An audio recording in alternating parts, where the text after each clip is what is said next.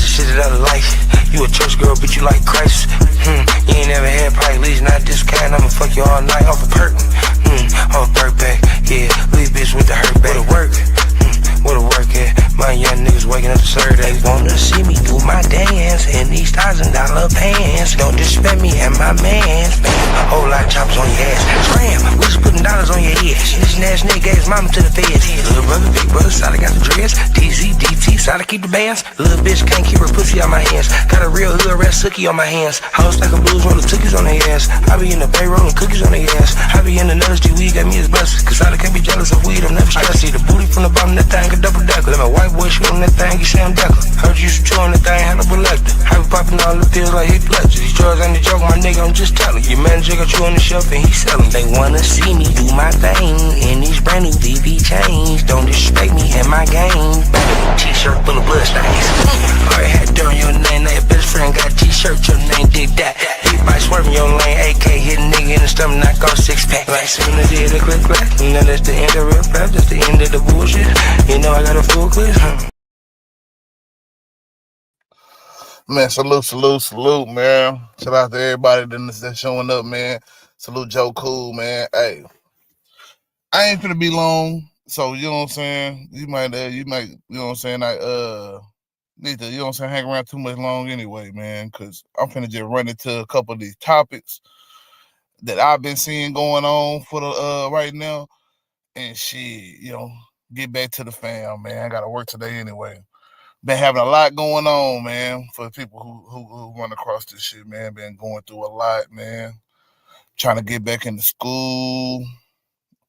Just overall bettering on myself, and then also a little family drama on the side with that, man. Everybody know how that shit go. But I hope everybody has been having a blessed time. And let's go and get to it, man. I want to start off with something that's happening right now. You know what I'm saying? As we speak, man. Let me see if I can pull this up real quick. But Lieutenant Governor Dan Patrick of Texas, man, wants to ban THC, bro. Some stupid ass shit, bro. Honestly, man. Like the things that we come up with that we want to fight in Texas, man. Be some of the dumbest shit to me, bro.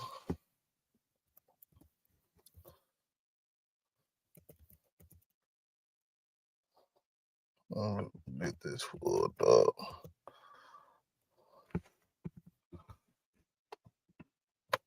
But he was just going live. I was watching some of it live, man. And he talked about people in prison, man, and the fact that he wants to whatchamacallit, bro. He wants to ban THC.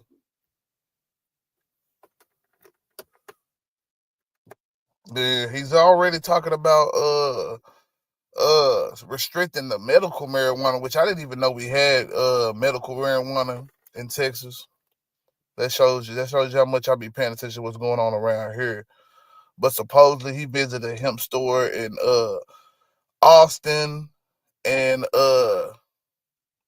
after visiting that, he decided that he wanted to hold this press conference, man, and talk about the dangers of THC, which I'm guessing the dangers of you know, like other mental health issues.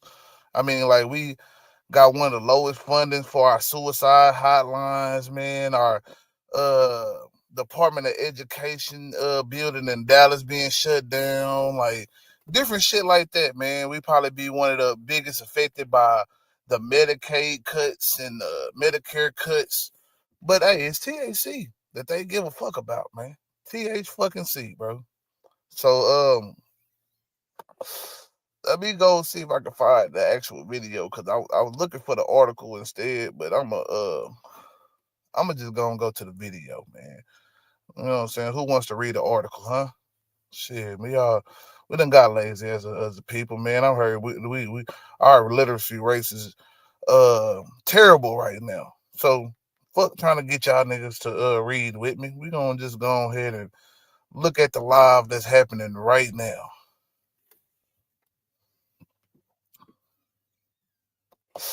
I'm gonna rewind some of it back so you can see some of the because shit we that had I a was court that already said seeing. pause and take a look. It had nothing to do with the substance. So dishes permitted. I think they did what they expected to do, but they permitted something totally different than what the industry did with it, to be clear. And another thing, a lot of these industry companies that have set up, and not the newest ones, but a lot of them were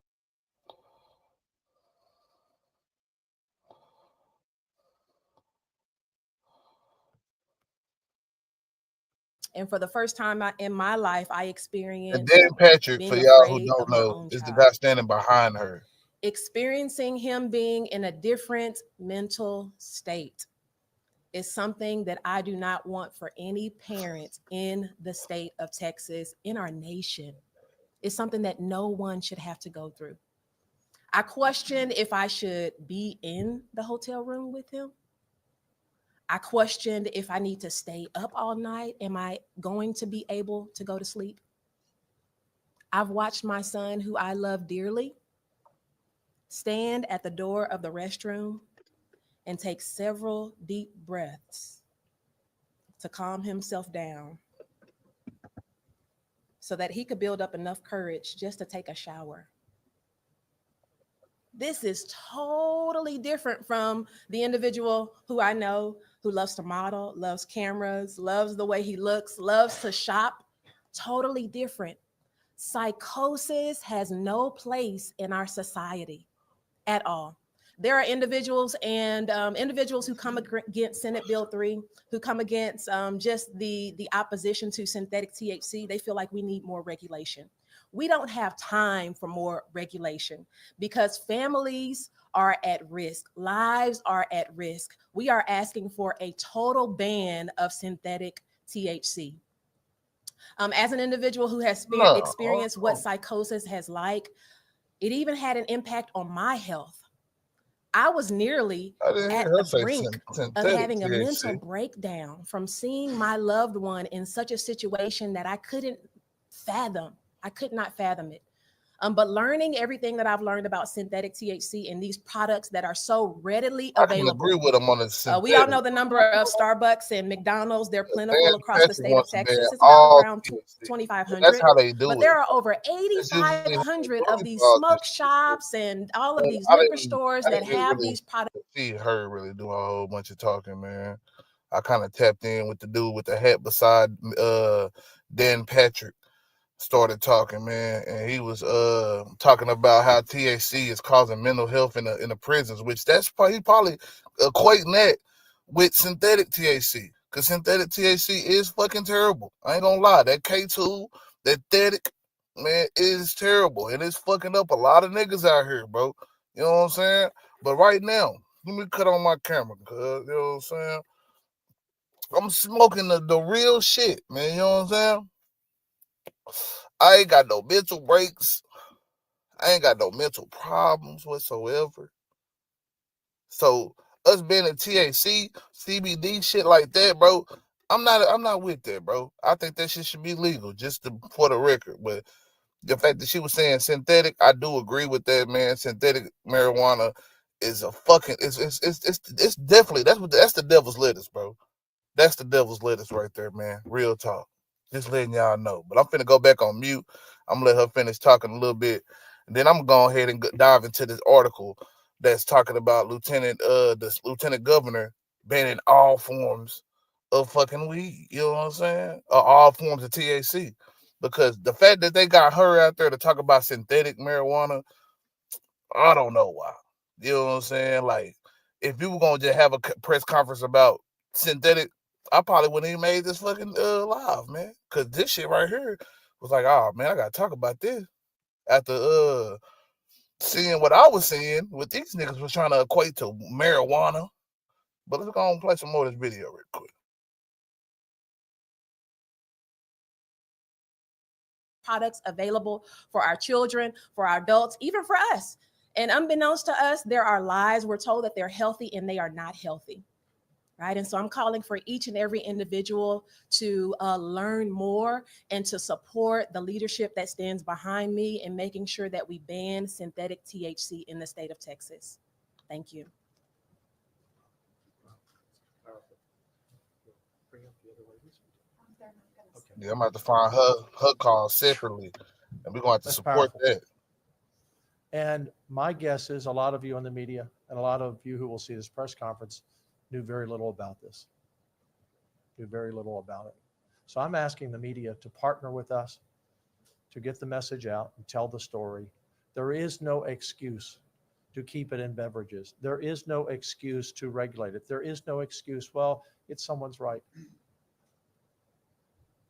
Message for these businesses, a few that I visited yesterday. It's just a matter of time that someone is going to bring lawsuits against your business on the civil side for their families who have been harmed. We're going to ban your stores. We're going to ban your stores before we leave here for good, whether it's in May or July or August, whenever session is over.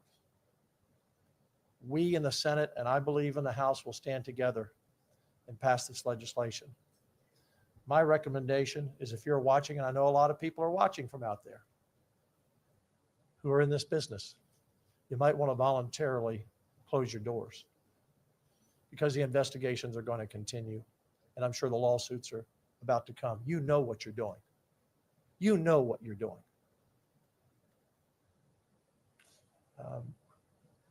Talking about the beverages, I was told by someone representing the Restaurant Association that they had some restaurants that started selling alcoholic beverages in their restaurants with THC in it. And after a short time, they stopped because some of their customers were losing control after 2 beverages. Doesn't happen for most people after 2 drinks or 2 beers. Now, this is everywhere. And for our parents out there, you need to sit down and talk with your kids about this, because once again, it's being sold to them as it's just a candy and it's okay. And again, all of these plus 20s whose lives have been destroyed. Now, Would any hold on, senator man. like to make a comment before we open it up? Adam Hinojosa has joined us. I don't know if this is good ass propaganda or if they really getting cases of people selling either synthetic marijuana to kids or edibles of any sort to kids. And as far as drinks being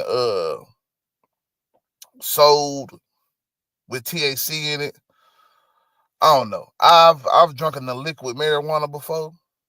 It didn't have THC in it. I was waiting for it. You know what I'm saying? It didn't have it in there. But I've never seen THC have an effect on people that alcohol in particular has on people. So the fact that this nigga is literally spinning this in a way that where like people are being harmed by THC, I especially ingesting it, cause yeah, you're gonna get high in the bitch. You know what I'm saying? If you eat or drink something that's got some, you know what I'm saying, THC in it, you're gonna be high in the motherfucker. But as far as like, erratic behavior, bro, I done seen that THC put niggas on their ass. I ain't never seen that shit wire nigga up. But I don't know, man. I'm gonna let this go a little bit longer, man. I'm really trying to hear anybody say something about the all THC type shit, because that's what, you know what I'm saying, I've been seeing. And this ain't like his first time doing this shit. Lieutenant Governor Patrick has been talking about this since, you know what I'm saying, probably last year that I recognized it, and probably even before that, honestly. But this shit is, he's been talking about this shit.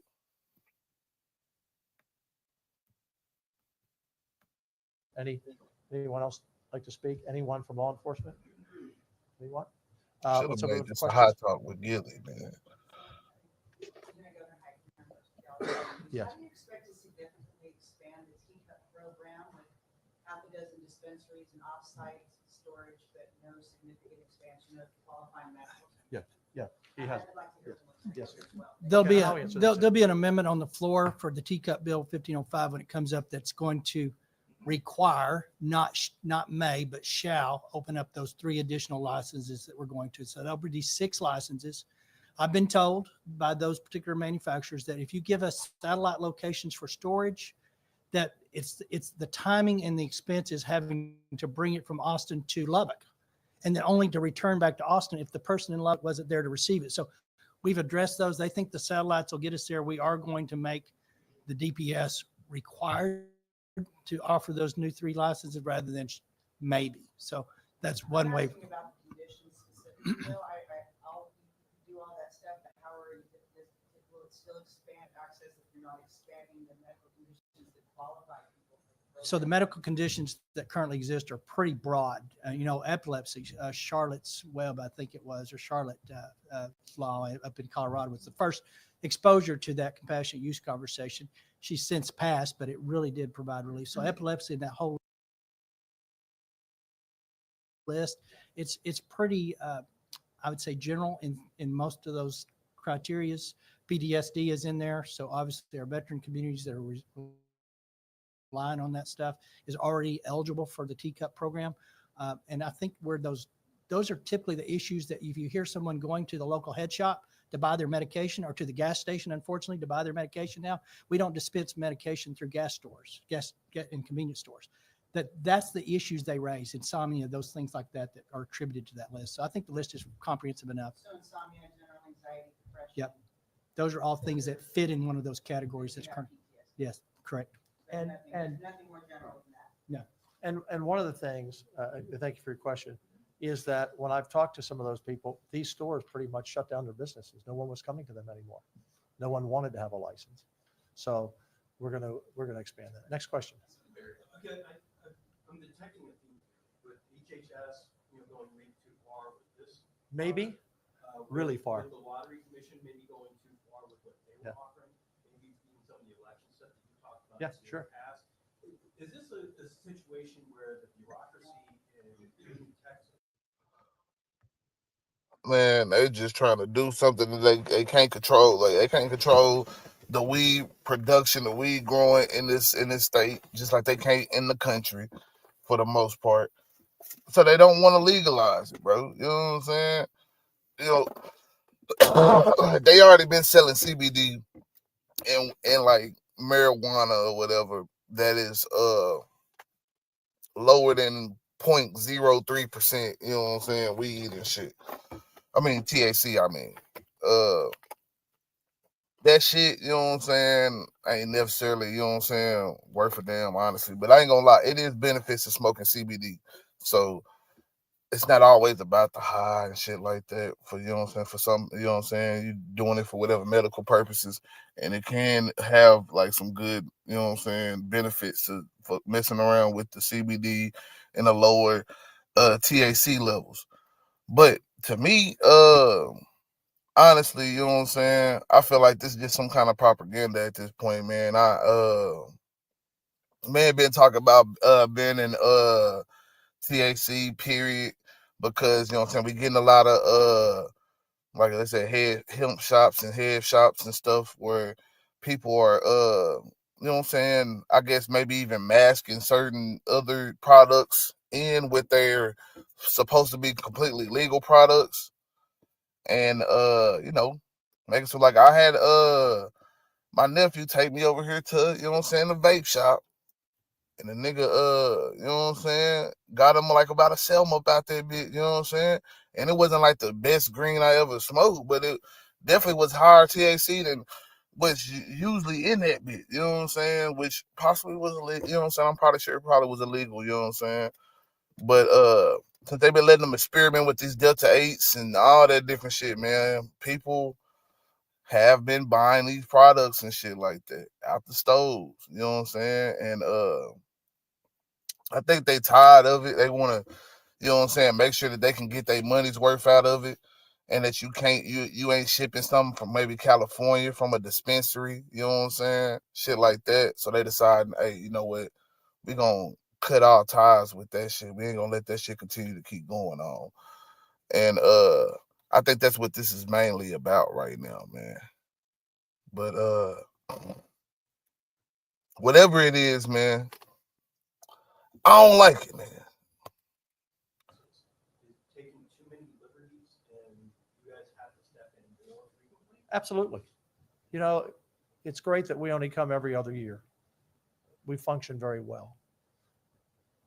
for being the 8th largest economy in the world. No one does the work that the Senate and the House does in 5 months, and sometimes we're here longer. But when we're gone for 12 or 18 months, in the interim, agencies kind of go their own way.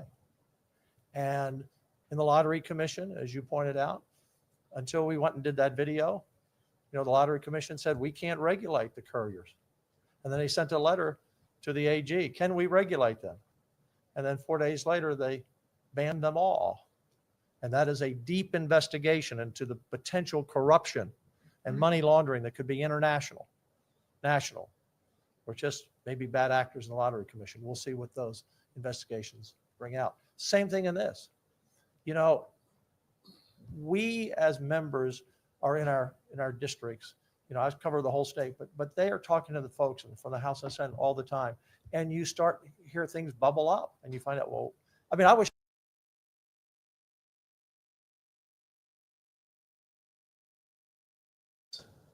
I think it's been several thousand just in the last couple of months. And so we said, let's look into it.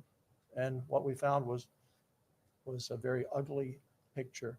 And the idea that people are profiting off this at the expense of these lives is just unacceptable. Unacceptable. Anyway. Yeah, good, Charles. So to be clear, it's Dishes. Yeah. And so Dishes didn't do anything wrong. What happened is an industry exploited a loophole that was never intended to be part of a permitting process. And they'll use that this is legal because we've got a lawsuit that has stopped and it's in the process. Truthfully, they challenged Dish's approach to put guardrails, exactly what has happened. And because of the way they went about the process to put those rules in place for this issue that we now face that didn't get implemented, they're in the courthouse. They did not challenge, let me back up. The court has not addressed the actual merits of what that substance is and why it's bad. So when you hear the negative or the false that we are legal because we have a court that's said pause and take a look, it had nothing to do with the substance. So Dishes permitted, I think they did what they expected to do, but they permitted something totally different than what the industry did with it, to be clear. And another thing, a lot of these industry companies that have set up, and not the newest ones, but a lot of them were tobacco sellers before. So when they close their door on the hemp side, they still go back to the tobacco side. So not all of them are going to close. We've just removed something from their inventory that should have never been there to begin with. So this is not, I'm not going to throw the Dishes system under the bus. I think they did exactly what the law said they should do. And they thought they were within their purview of being able to put rules around to prevent things like this by definitions and things that they were not allowed to do. And that's what currently is in the court. I hope after this bill's passed that the court has a pretty clear picture of what the state of Texas is included to do. But Dishes, I'm not saying they couldn't have done a more diligent or better source. The enforcement actions that we've had a little bit of enforcement from it. We're going to step up enforcement. We've got money in the budget for enforcement. So, but it wasn't as much the bureaucracy. It was the industry's exploitation of the substances that were being permitted. So that's the clarity I want to leave you with on that front. Yeah, great clarity. And to follow up on that, part of those issues are when agencies don't communicate with the legislature. So we had to find out through Bob Hall's work, the lottery sold 26 million tickets. And when all these permits were given, there was no input to us of saying, we might have a problem here. Suddenly we have 4,000 permits out there. There's a lot that aren't licensed. Yeah, and there are a lot that aren't licensed. They're just opening up. Okay, next question. Senator Kerry, you mentioned there was a poll out this morning about this. I saw a poll today by one of your colleagues. I affectionately refer to him as a bottom dweller. He said 68% support THC in Texas. What essence is that it was done by Mike Maslowitz? That's the pollster that- I don't know. I don't know this. I don't know the source of the poll. It came from one of your reporters, is the way it was reported. Mike Maslowitz is the pollster. I can tell you this. I can appreciate that, but the guy's wrong. I don't care who does the poll. Yeah, don't look. I don't play this care the political polls. cheap game Here's here. the It is a thing. political cheap. If that's what the poll says, it doesn't. Of course I do. So if the we're going to poll- turn this conversation Right. from the lives that were lost to Right. who did the poll. I'm Yeah. just telling you the poll probably did not. You brought the poll up, but I did bring the poll up, but Yeah. what I clarified, if you're honest, I said synthetic THC was not polled. yes, it was. Yes, It was. Chemical in drinks. If you read That's the different. poll, you That's different. The average person in this room, the average person in this room, I'm not going to argue with you. The average person in this room and the people that are listening do not understand the distinction between THC and synthetic. And you can poll it, and anybody would say THC. There are majority of people out there that like the idea of THC. So I'll just leave it with that. I hear you. I appreciate it. Yes, sir. Ken King is carrying that. He's chairman of that jurisdiction and that committee. And for the most part, I think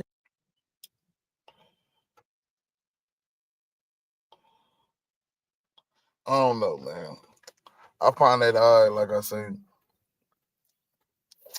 They keep framing it around synthetic, which I agree with. Synthetic THC is definitely a problem.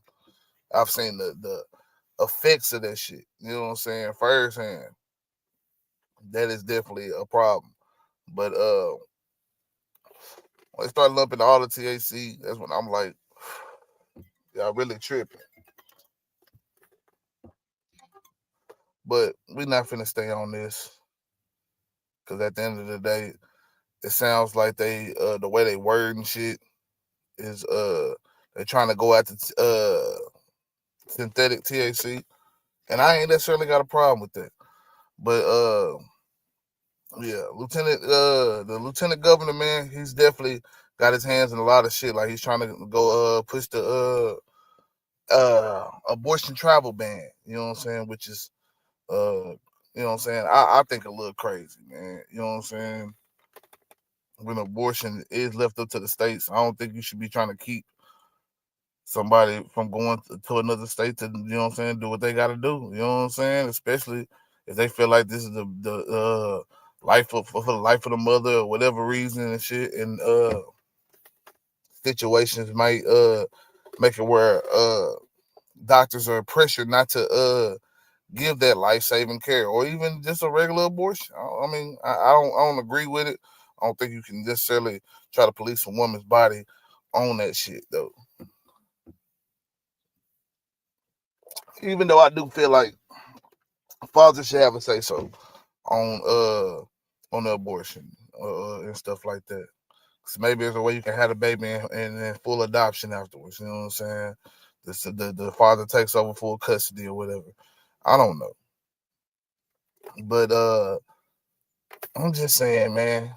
You know, I think a lot of times when we talk about these like abortions and shit like that, it ends up being more about the child being born and not about what's gonna happen after that. Because a lot of us don't understand, like we bringing these babies into the world with no resources whatsoever for them to thrive and succeed, man. And that's damn near as bad as killing them from the start, in my opinion. But I could not find an article to this shit. I'm seeing one bill that he's trying to pass, the Stop Drag Time Story Hour, and they're trying to eliminate the critical issue of woke indoctrination of our children. You know what I'm saying? Senate Bill 18. But I'm not seeing anything about this damn live marijuana press conference or the press conference I just got finished watching on YouTube, which is odd because Fox 4 News are usually pretty accurate with their stuff, man. But the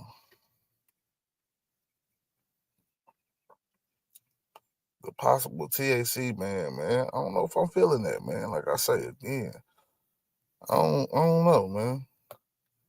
They didn't necessarily that was like I was saying, all the stuff I heard was synthetic stuff like that. I necessarily, man, I need to run that bit back to the beginning and, you know what I'm saying, see what was said in the beginning of the press conference, even though I hate how they do press conferences a lot of times, man. There'll be a lot of nothing in the beginning, then they run through that shit real quick and then it be over with. About 30, 40 minutes, man. But man, we're gonna talk about a little bit of this just hilarious shit going on right now, man. Cause I don't know what the hell is going on, man. For y'all who don't, you know what I'm saying, who don't know what's happening, just like me, you know what I'm saying. Just hilarious, you know what I'm saying, who's on the Breakfast Club, decided, like, I guess sometime yesterday, to go on IG Live and air out her grievances with her coworkers, man. And it led to a interesting start of the show, to say the least, man. Today, let's see if I can find the initial video that she had.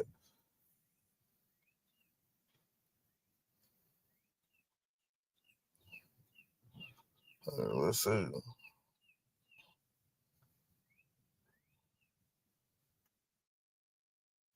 Hold on, right quick.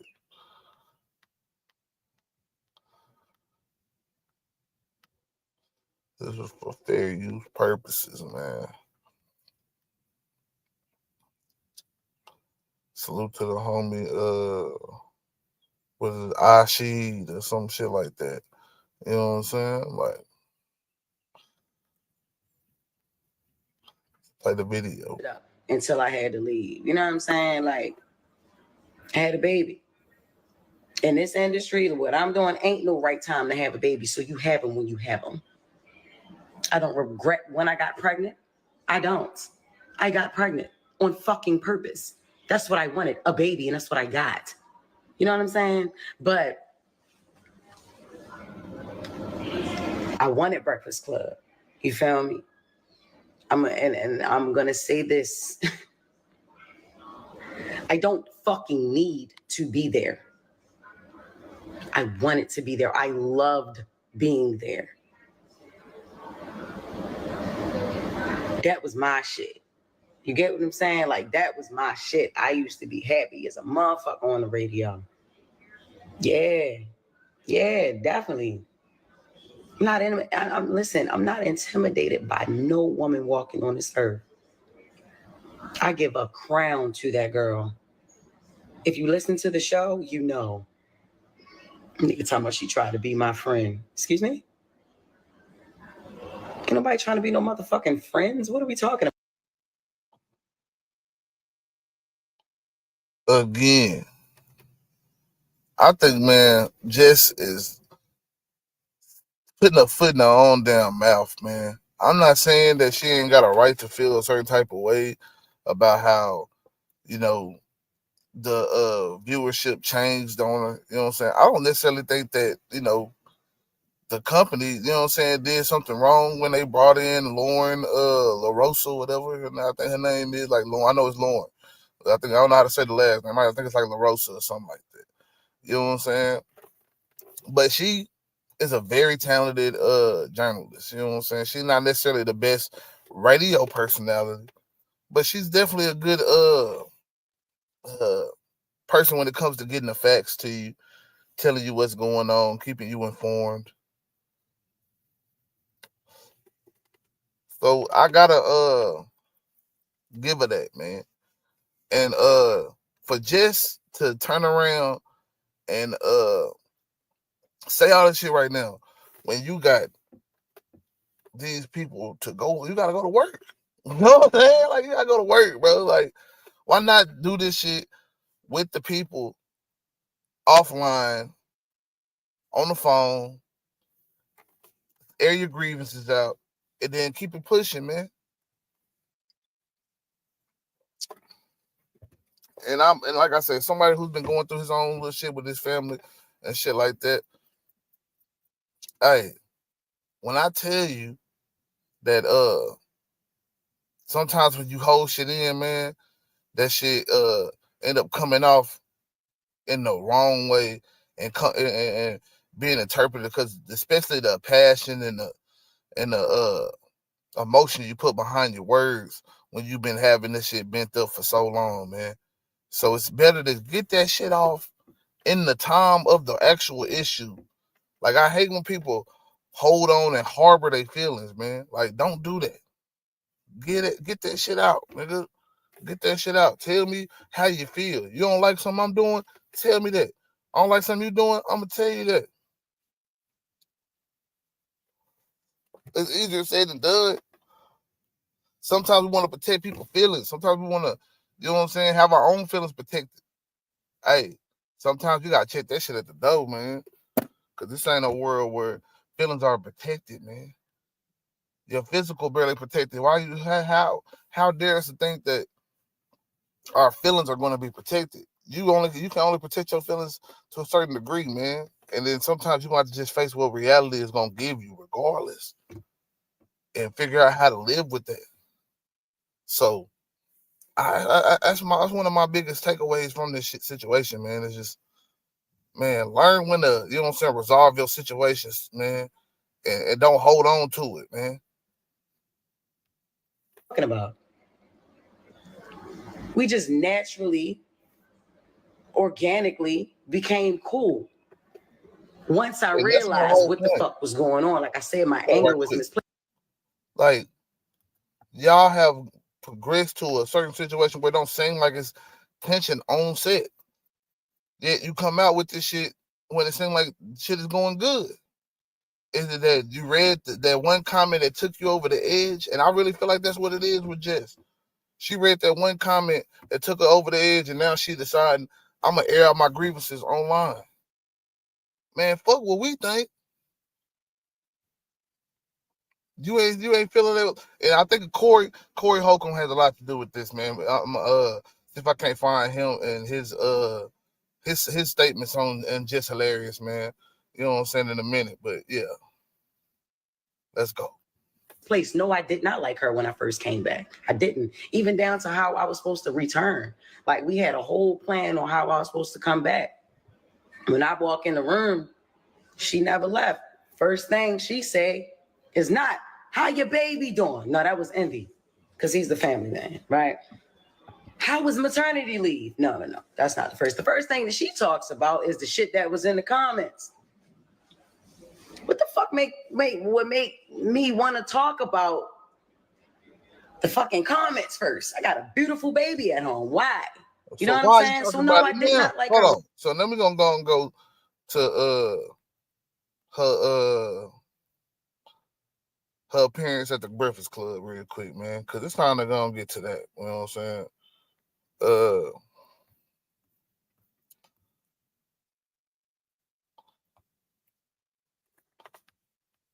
Let's see. Yeah, there you go. Lauren LaRosa.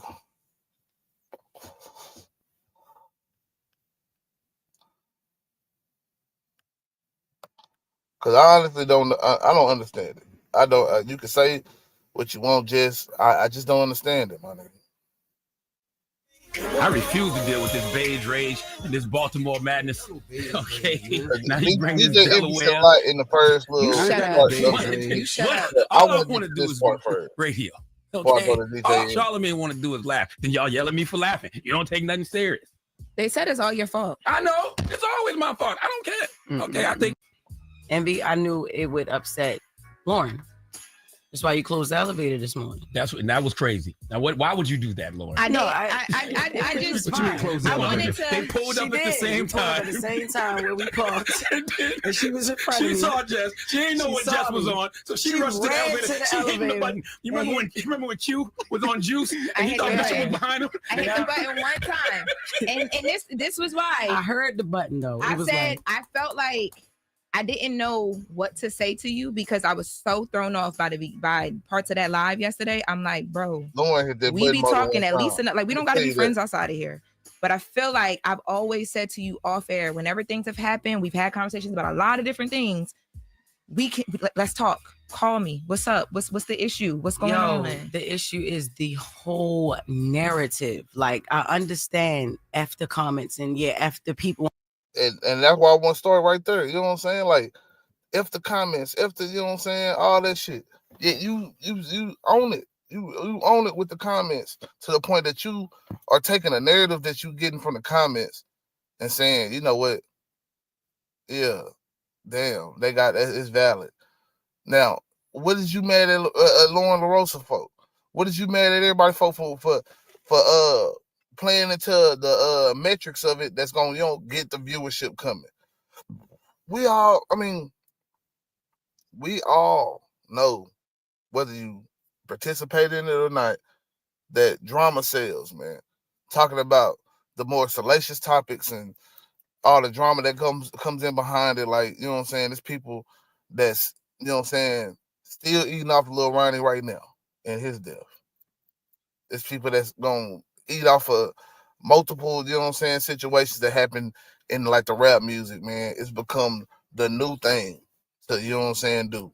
So this shit,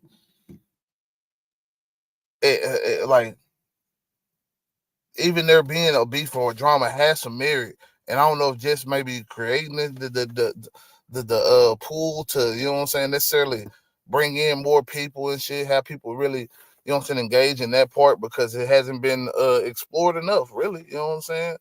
It's in the comments, but like, you know, they ain't talked about it. They just kind of, you know, brought Lauren in at first to you know, fill in for Jess while she was having a baby and stuff on her maternity leave.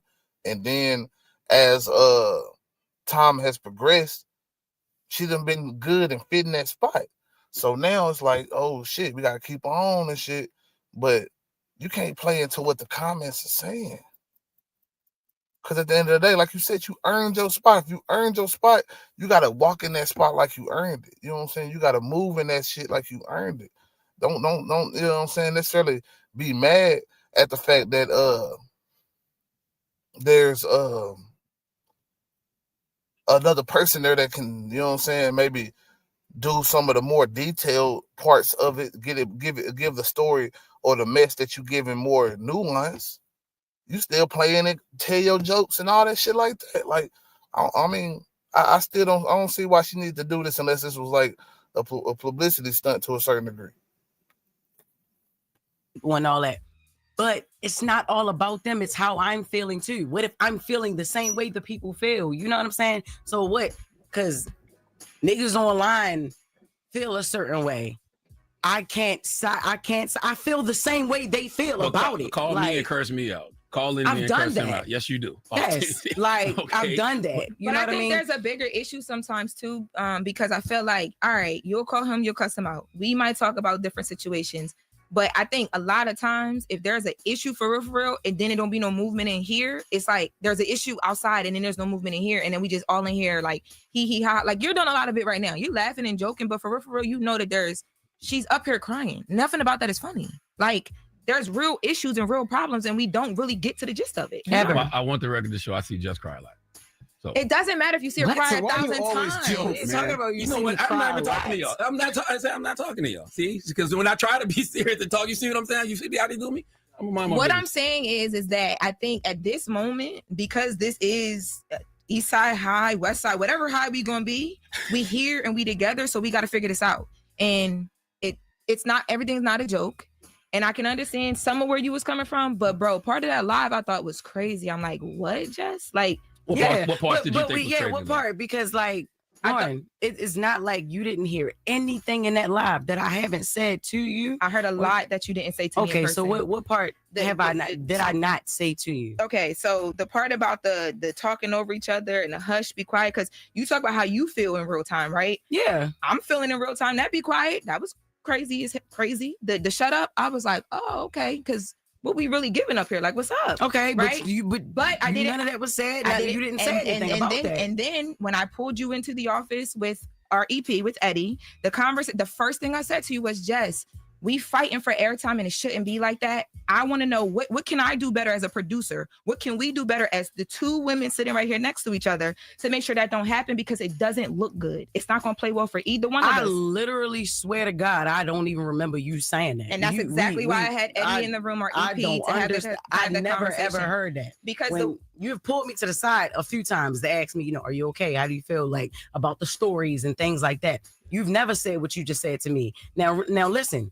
I have said, hush, shut up. Like, yo, you overtalk. And like I said, I'm not about to be up here fighting for no mic. Like, I'm not doing that. If I already got the job, like, what am I doing? Like, I'm not. It's 4 voices. 3 of us are very opinionated. You know what I mean? Me, you, and Charlamagne. I'm not saying Envy don't got no opinion, but he don't jump in every single time there's dead air. You know what I'm saying? When you... So, yes, you feel like she talked too much.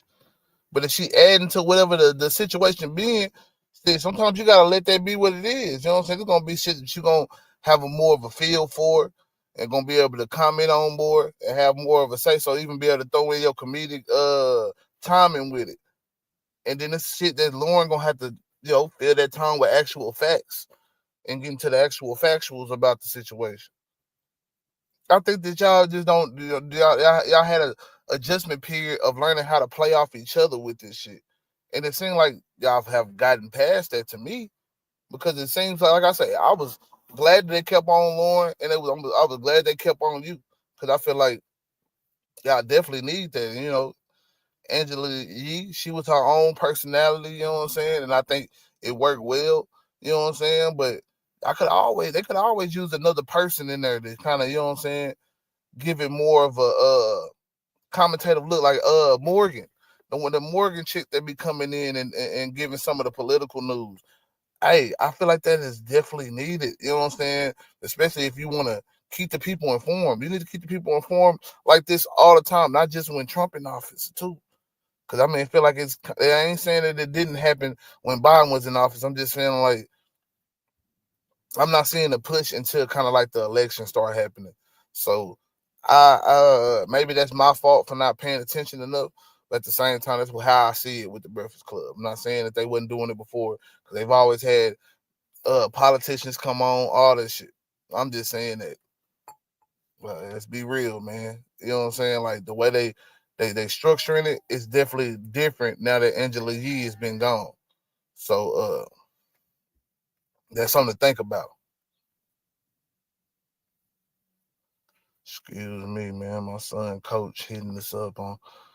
Let me read this shit real quick. But man, I want to go to my boy DJ Envy. Cause DJ Envy, man, he had I like what he had to say, man.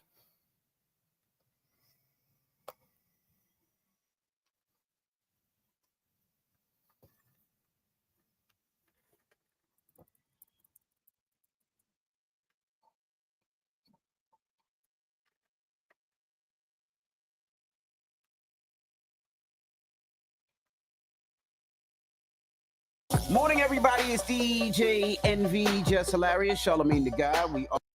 Who asked me about my baby maternity leave was Envy. All right, I walked in.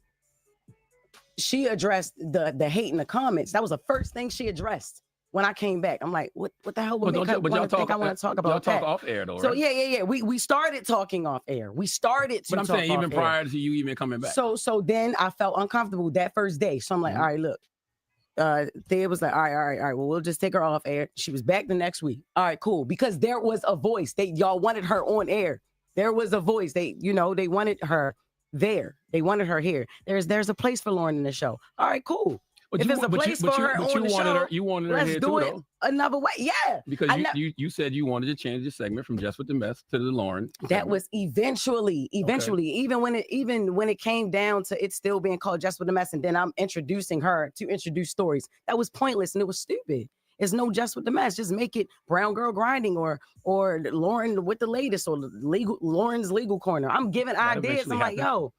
I even with the Taylor, yo, change that. Take that Just with the Mess off of that. I feel like I'm getting credit for something I'm not doing, and it's stupid because this is not what she does. Is not Just with the Mess. I read headlines and I give commentary. I say what people thinking. I agree. Could I ask a question? What I'm saying? Yes, she's more of a reporter. She's journalism. Can I ask a question? What? Why didn't you wear the do-rag this morning? Because why you joke so much, man? What you mean?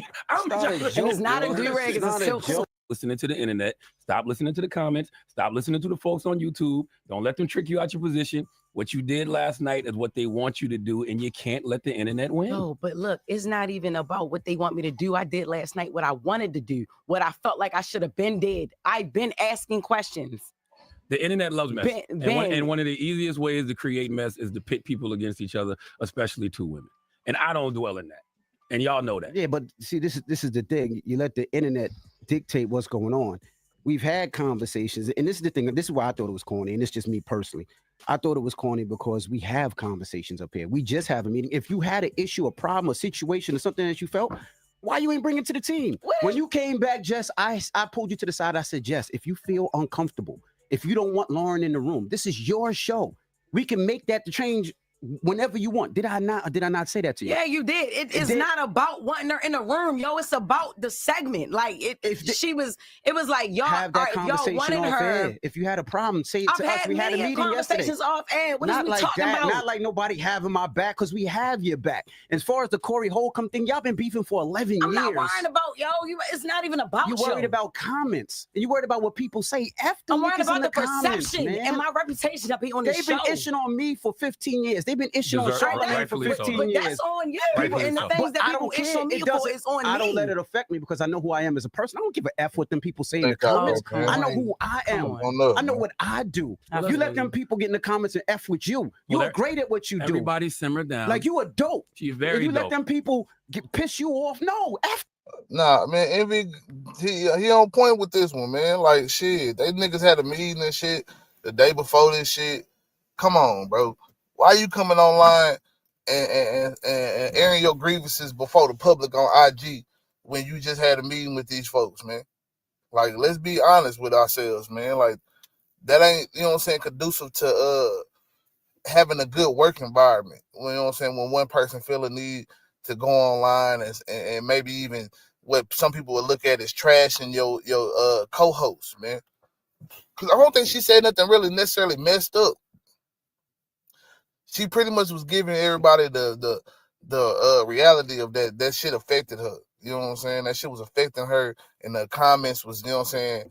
She was looking at that shit and being like, "Damn, bro, you know what I'm saying? That's crazy, man. We should do something about that. I should, you know what I'm saying? I should do something about that type shit." And she didn't necessarily have to do that. Like Envy said, man, when they brought Jess on, it was her show. It's whatever you want to do with it. You want to have Lauren in there and more of the jokes, you could have did that.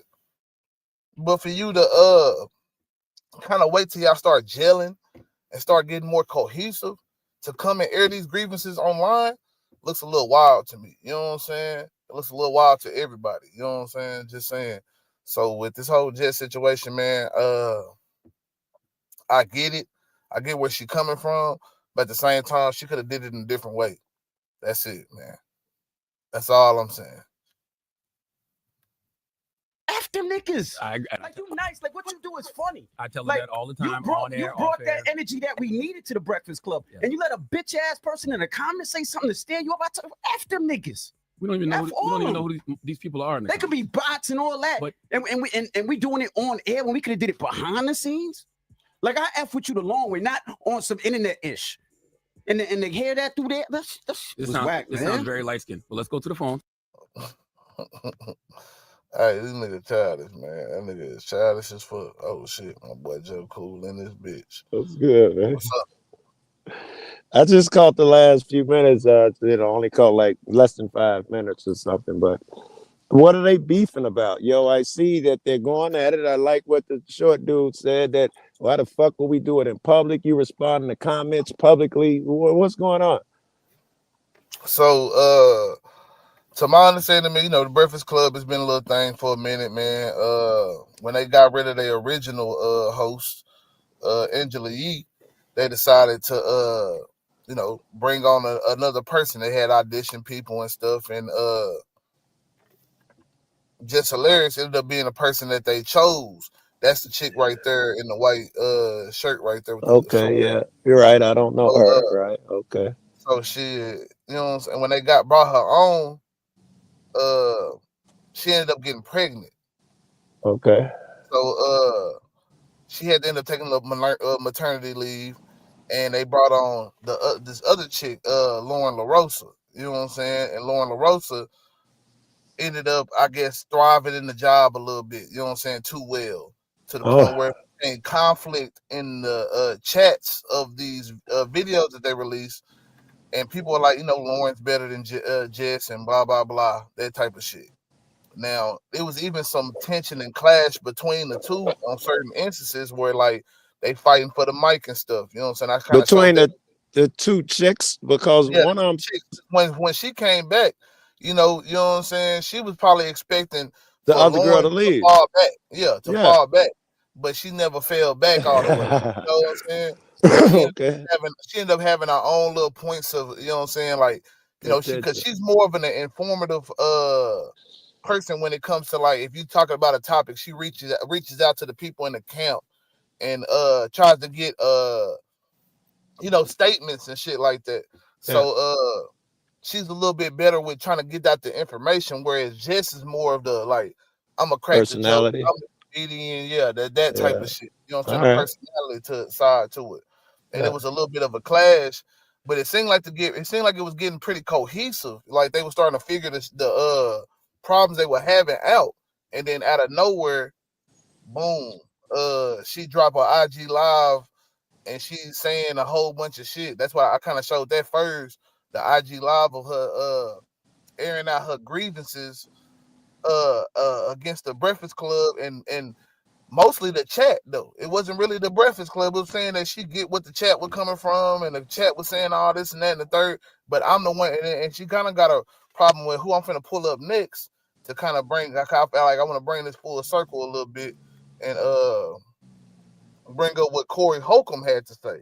Because Corey Holcomb. What position did the guys just take? I could see one of them, the light skin, was talking about. Both of them pretty much taking that she shouldn't have. She shouldn't have did what she did the night before and feed into what the comments are saying. But she's saying that she agreed with the comments and that she felt like that she took steps to do that. And I guess maybe she's still feeling like bad about the fact that people are not necessarily accepting of her role in the Breakfast Club right now. What'd you think about it? Apparently you didn't have a whole lot of problem with what she said, huh? No, I didn't have a problem with what she said. I had a problem with the fact that she didn't go and talk to her people behind the scenes and figure out how to make that shit happen without having to do an IG live and then pretty much taking a stance like, it is what it is. Like, shoot, I don't have to be here and woo and all that shit like that. All right. She turned it into something. She come on the show today, and now they doing it for the show. So I'm almost kind of feeling like, was this for like some views? Like, are we doing this to do a publicity stunt? Different shit like that. Is that what this is? Because at this point, it seemed like everybody was willing to have the conversations, and y'all having it on air. Y'all could have had the conversations off air, and it just kept coming with like, regular show shit. You know what I'm saying? Putting on the actual show. So that's my whole point with it. You know what I'm saying? Where I'm coming is like, is this publicity stunt? Is this bullshit? Is this, real feelings that is she letting, shit get to her? I know a lot of people gonna say, this is what happened when you put a woman in a workplace or some shit. Like, it's gonna be a lot of spins to it. I'm just trying to get to like the real gist of this shit. You know what I'm saying? And I see my boy Joe Cool done dropped. So, you know what I'm saying? We're gonna go and get into this Corey Holcomb and see what he had to say and how that might have triggered a lot of this. I don't know which video it's gonna be. Yeah, let me see. I don't know which. I'm gonna click this one.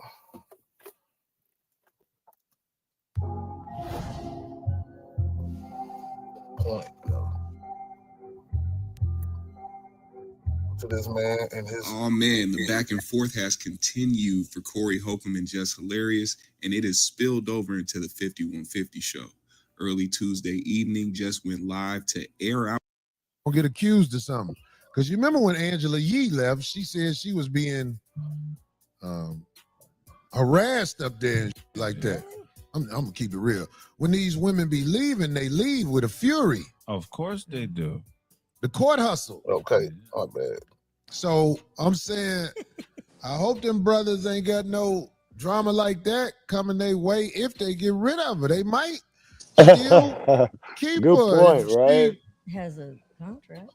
But the way she talking now, Yeah, but Oh, they can. she take talking breach. greasy now. Breach. I talked to Envy.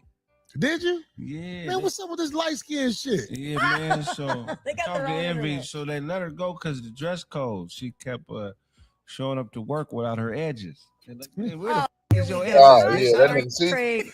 They gonna find a way to, you know what I'm saying, make this a joke and They go clown all plan the on it. women and shit. But I do want to, cause like I wanted to explore a little bit of the whole allegations and shit that could possibly come about this shit, or I don't know if it's gonna get there because they done already seem like they just had the conversation and Mike could move past it. But it's a lot that can happen, especially when, you know, this person is airing out a lot of grievances and stuff like that. Charlamagne, man, has been known to be extra when it come to going after the women. Man, he sniffed what was that, Mariah Carey seat? You know what I'm saying? Like, Right. this man do some wild shit from time to time. Like, then that's kind of more old Charlamagne. He has went on this like spiritual journey, grown Yeah. up type shit. So Yeah. I can't say that, you know what I'm saying? Maybe he has matured from that. Yeah. But it's still part of me that kind of wonders like what was the purpose in all this shit? You know what I'm saying? And I Yes, really if want all of them women are, if all the women having issues, is somebody over there is inappropriate. And you know how the industry can be, man. I don't know about radio shows and shit, but I assume they're a lot like everything else. I was just watching on TV where it was the norm back in the, I don't know, 50s when they had actors and actresses come in. It'd be part of your deal, who you're gonna sleep with and all of that shit they talk about in the open, and then I'll sign you. It's like it was the norm. Maybe some of Yeah. that's still going on. You know, they I mean, expected I it. definitely believe it's still going on, but I think that it's a lot more Yeah, pushback nuance to it. Like, now. it's a lot more pushback to it now, to where women can, you know what I'm saying, Yes. go against the grain. You know what I'm saying, like You quicker. They can go against that culture, and you know what I'm saying. They have you more backing from they society. can't be upfront with it. It's like racism. I assume they just got better at hiding it and didn't Yeah, change their yeah, mentalities. that's a good way of saying it. Yeah, Yeah. it's pretty much a lot like racism and a lot like any other bigotry. You know what I'm saying? Like, you can't be known to be a bigot, so you gotta figure out how to do it in ways that doesn't seem as bigotish. Right. You know, like Yeah. when they call them dog whistles or do Yeah. what Trump does. These damn evil Trump done got immigrants, past dog whistles rapists, now. Yeah. murdering evil fucking immigrants, pieces of shit. Some of them are okay, pieces of shit, and then but you throw that some of them are okay, and you give people something to hang on. He's not racist. He said some of them are okay. You know, Yeah, like that's what percentage of Mexicans coming across the border do you think are, you know what I'm saying, literally murderers? Like, that's right. that's a good question. We can But at find the that same stat, time, bro. It's not hard, man. We don't even have to guess, man. If what Trump said was true, you feel all these millions of immigrants, we'll have hundreds and hundreds of thousands of them killing people, and that yeah, should be and all. the crime rates would be a lot higher than they are. But like I said, people Yes. sit there and turn And around. Go ahead and say the crime in rates. fact, yeah, statistics are the exact opposite. They do less crime, they work more, they're better citizens on the whole. So what Trump's saying is bullshit if he's saying most of them are like that. Yeah, and that's what I was gonna say. Is like some people get to the point where they have to deny reality in order to fulfill their point. Well, statistics are a lie in this situation, and that's where I feel like we don't never get to a real answer because they'll always pivot to something different. Oh, okay, Yes, like arguing statistics with are a flat lie. earthers. The murderers really When this and that and all that when shit. it's something rather than debating the issue, something that makes them uncomfortable, they pivot and play on people's emotion, and it work every time. Unless you got a bunch of serious critical thinkers in the room, every time all you gotta do is say, "What about the kids? Someone could have died," and fucking people lose their minds, and the conversation's done. He could have killed somebody. I don't give a fuck if the man had a spork. If you say could have killed somebody gonna be like, hell yeah, he's right. Yeah, and that's what I think is how they keep pitting us against each other because, you know, they can pull up, all right, well, this statistic happened right here, or this situation happened, and look at this. Yes. Look at what we can see online and on Yes. TV. What are people talking about all the time? Yes. And that Here's becomes the norm. Right, it never becomes a norm. Here's a picture of an immigrant eating a cat. Suddenly, that's some indictment against all immigrants. If I show a person eating a dog, is that an indictment against all white people? Why does it work for other races? If a black motherfucker eats a watermelon, suddenly all of us. But if a white motherfucker do something, it's just him. Yeah, because that white people have been allowed to be individuals, yet they Yeah. want everybody to pretend like we all individuals. But when it comes to black people, everything is judged on a collective basis. So And their collective, we got to be like them. They don't, our collective Yeah. isn't taking in our whatever cultures and the hip and all of that. No, you dress like this, you don't wear hoodies. You know, in order for us to be part of the collective, it must be theirs. You can't really bring your own shit into the collective. yeah, My girlfriend's and white. I even when can't that tell even you. happens on all minority fronts, because like if we want to sit here and be real, like women are judged off of certain stereotypes that we believe women to be. You know what I'm saying? And when we meet these outliers, we give them different names. Oh, well, you're not just quite a woman, you're a tomboy, or you're this, that, Yes. and the third. And that Yes. shit becomes more of the thing. Instead of just realizing, hey man, she got a vagina or Right. pussy. You know what I'm Right. saying? She Instead just of if you be tell me this she's a type of tom, characteristic. Go ahead. yeah, exactly. I was gonna say the same thing. If you tell me it's just a descriptor, a characteristic of the person, it's not them.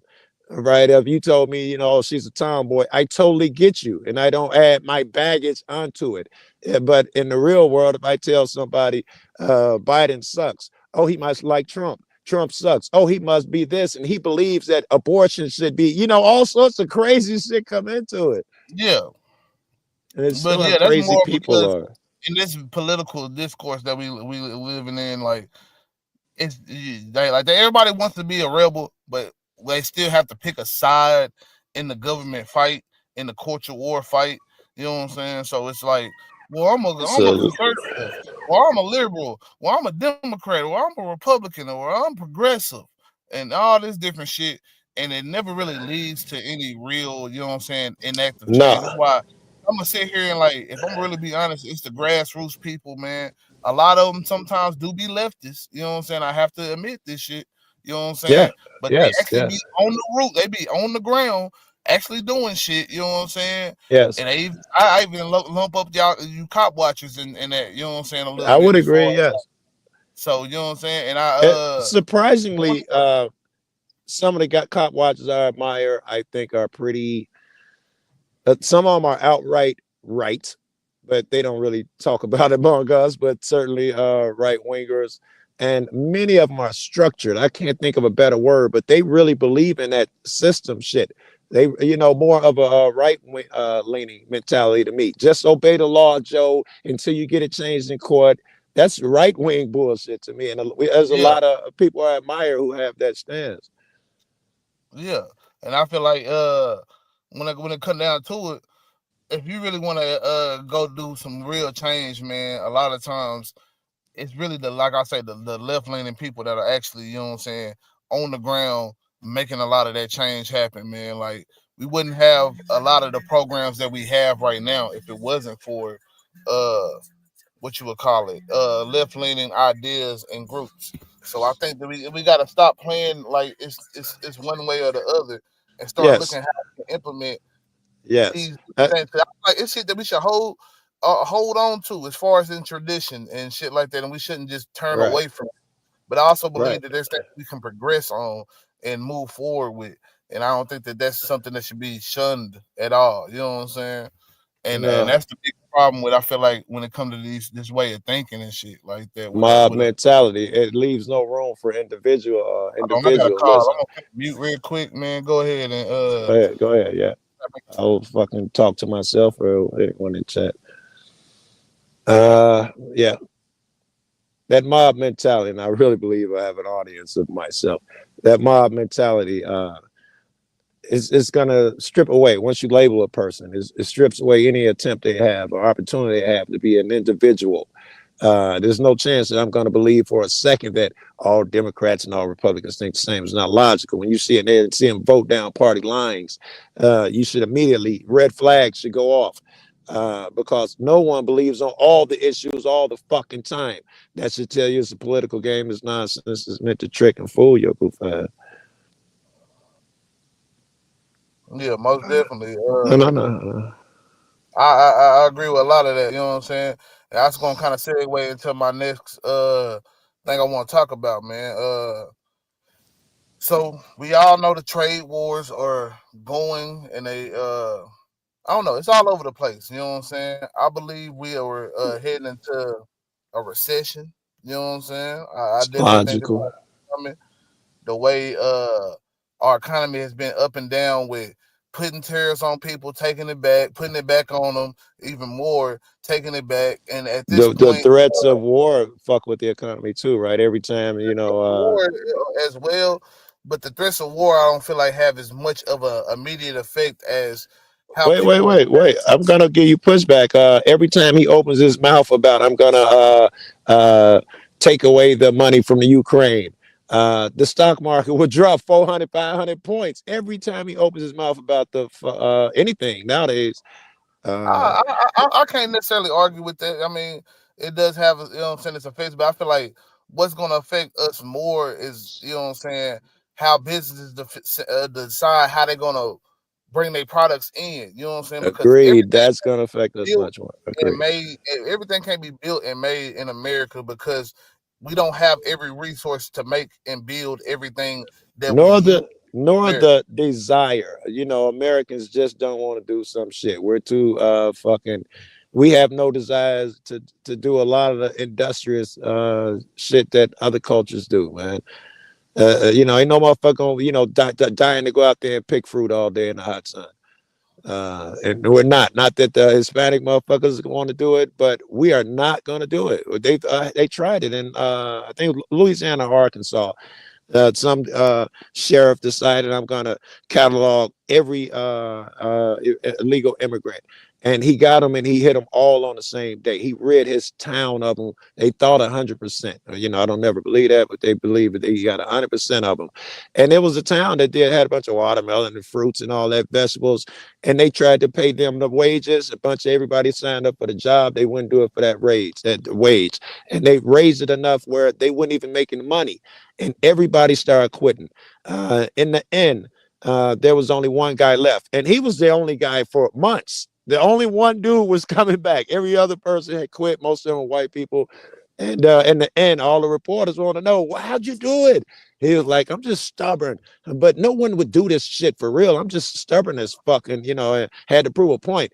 But my point is that they serve a purpose, man. We don't even want to do that. Not that we don't have the resources, and you were dead on with that shit. Like, we don't have the resources that other places will have, but there's a lot of shit Americans just don't take interest in, man. Yeah, but even like I say, because let's just say we could use automation to account for laziness.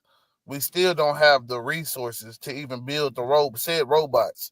So the point Right. that I'm trying to get to is that you need world trade in order to make certain things work in this world. You know what I'm saying? We've Yes. already put ourselves into a point where, like, it's many of businessmen that'll say, hey man, all my factories are in this country over here. We created this situation, and it's gonna take 20, 30 years to reverse these decisions that's been made already. Yes. Because this is how we are presenting our business plans to our shareholders. This is how we are, you know what I'm saying, calculating what's gonna happen in the next 10, 20 years. Because we gotta understand all businesses think for the future.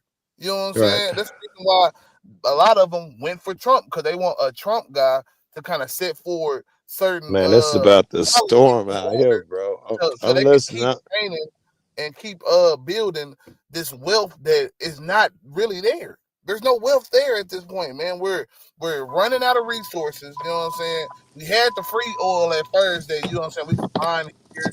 We didn't have to ship across seas and shit like that. Now we got to do this fracking and shit.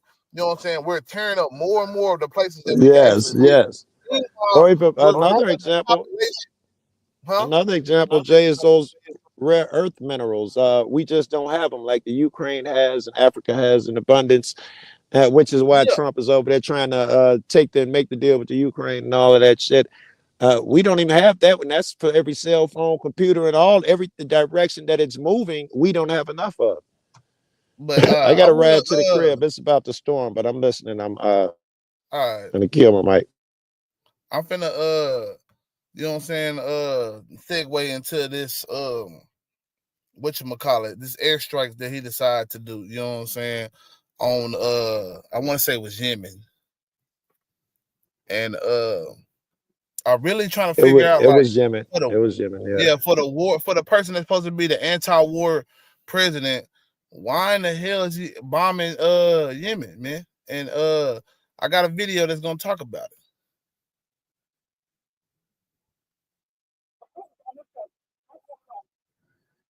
Hold on right quick. Okay. Yeah, I'm finna say I forgot, man. I ain't got my ad on there no more, so I ain't got the little free time to just move and share screen when I push play. This shit start playing out immediately now. All right, let's go. Wars bombing Yemen. When he took oath as the 47th US president, Donald Trump had promised to end wars, not start them. So Remember why, this less guy. than 2 months into his presidency, is he dropping bombs? On the whole story, let's understand this in detail. Let's start with the basics first. What's happening in Yemen? On Saturday, US President Donald Trump launched large-scale military strikes against the Houthis in Yemen. 53 people, including children, were killed, according to the health ministry, which is run by the Houthis. This is the biggest US military operation in West Asia since President Trump took over in January. Who are the Houthis? The Houthis are an armed political and religious rebel group in Yemen. They are backed and funded by Iran. They consider Israel their enemy. They have declared themselves to be part of the Iranian-led axis of resistance against Israel, the US, and the wider West. Now, when did things get so bad? Since late 2023, Houthi rebels have been firing missiles and drones at ships, sinking a couple of them, killing sailors, and scaring off big companies in the Red Sea. Why? They say it's to support Palestinians in Gaza. Now, they are saying that they are attacking the ships that are tied to Israel, the US, or its ally. As a result, trade routes are a mess, oil prices are going up, and the American Navy had to dodge 174 Houthi attacks. Major shipping companies have been forced to stop using the Red Sea, through which almost 15% of the global sea trade usually passes, and instead use a much longer route around southern Africa. Now, why is the Red Sea important? And why is Trump getting into this conflict? Trump said that it had been more than a year since an American ship had sailed safely through the Suez Canal, which the Red Sea leads to. The Suez Canal is the quickest sea route between Asia and Europe and is particularly important in the transportation of oil and LNG, liquefied natural gas. Trump also warned Iran, and I quote, "Do not threaten American people, their president, or worldwide shipping lanes.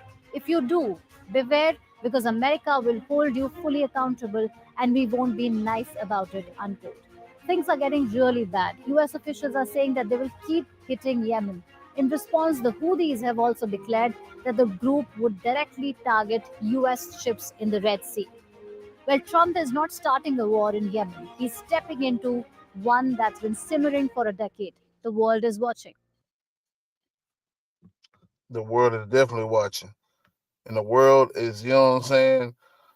Well, I don't think a lot of us think that this shit is okay because, you know, it's Donald Trump and he's our president and they're a terrorist group.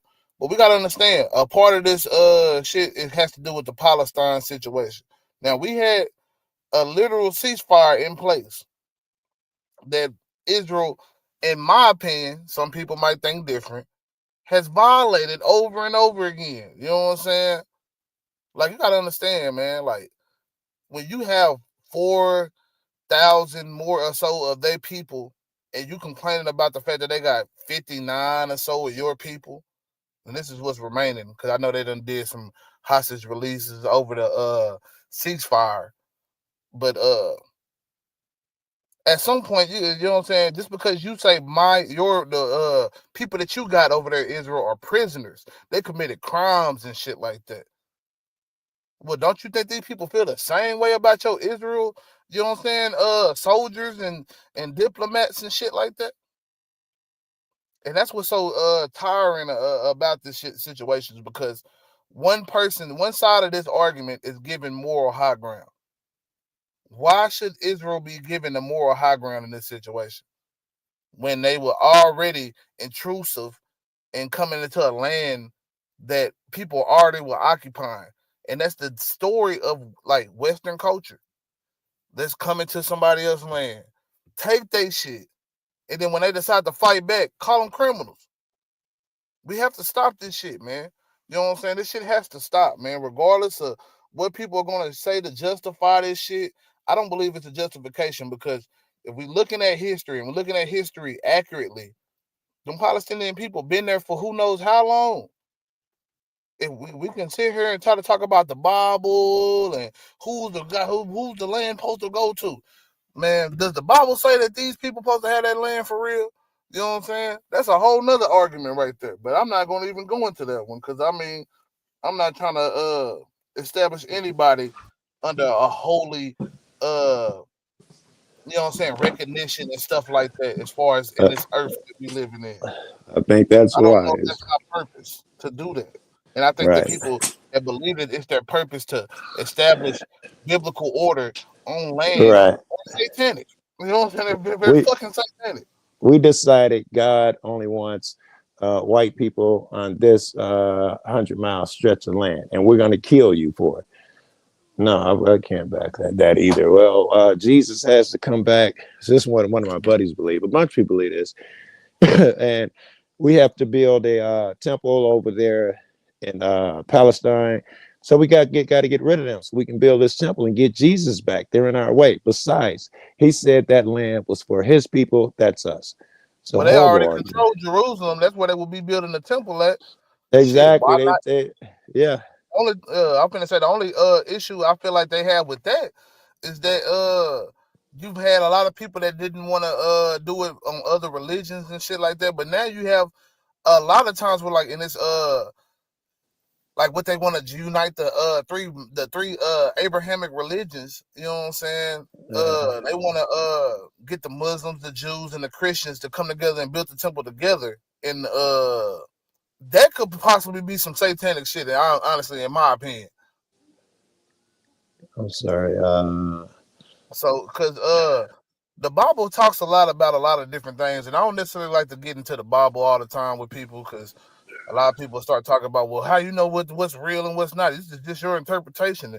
Yeah, you're right. You fucking right. You know what I'm saying? At the end of the day, I'm not going to argue that shit. I'm not going to argue, but from my understanding, you know what I'm saying, there were going to be a group of people that were going to claim to be Jews, and Jesus himself called that the synagogue of Satan. And that, you know what I'm saying, they were going to, try to do all the same things that the Bible prophecy fulfills, the building of the temple, upholding of their so-called Messiah.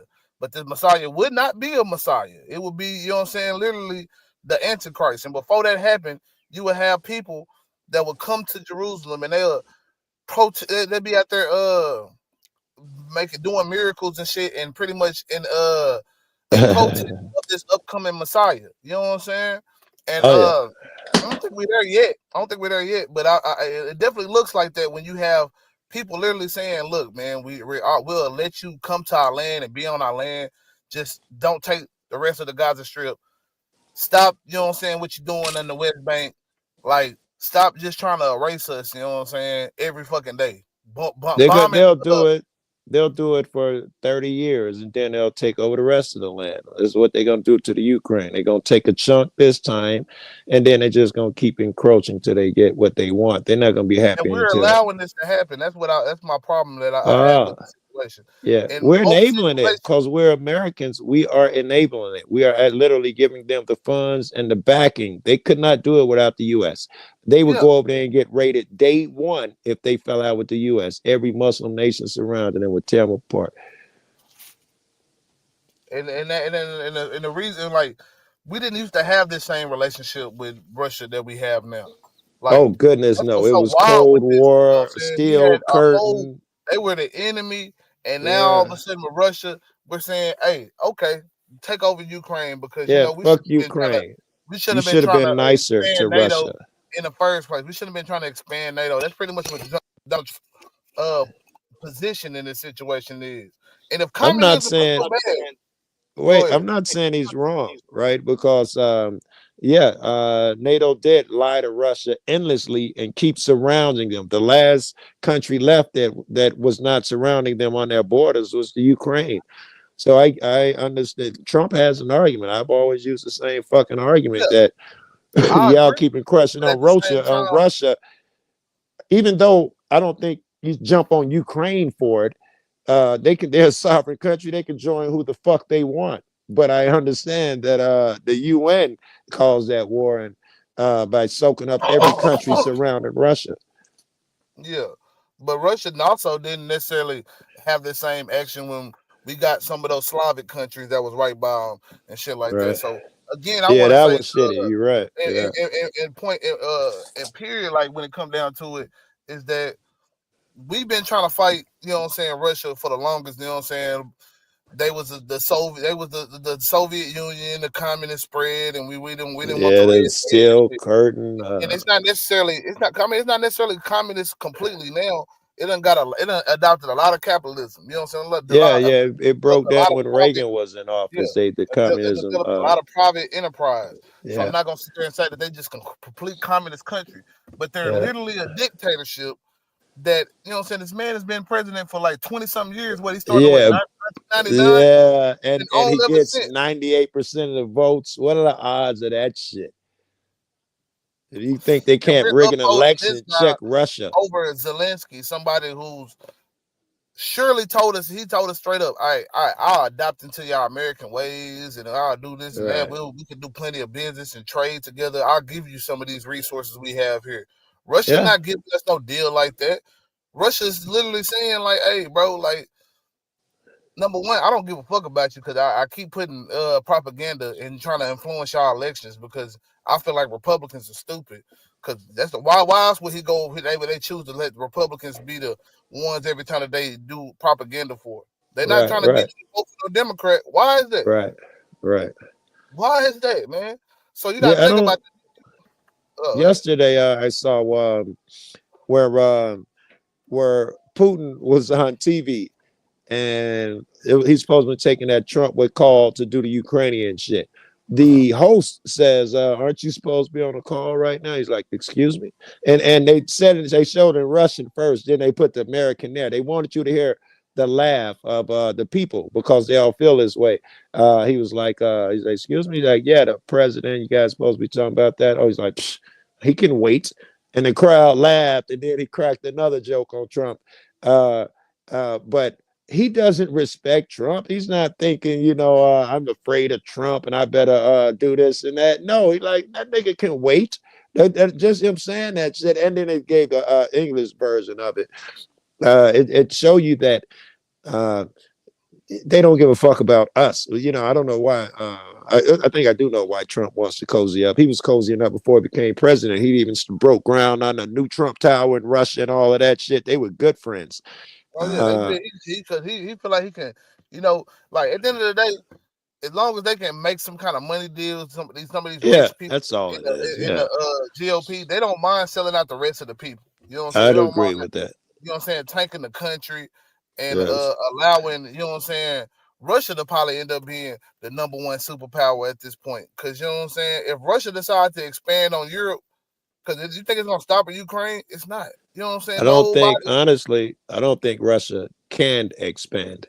I don't think they have the war capabilities that we thought. If they crush America, they can expand. If they they'd have to. If you think about it, without America, to, you know what I'm saying, come with it, like if they have some person that's pro-Russia, you know what I'm saying, as an American president, as an American leader, I think Russia can do a lot of things in Europe that, you know what I'm saying, we have not seen since the Second World War.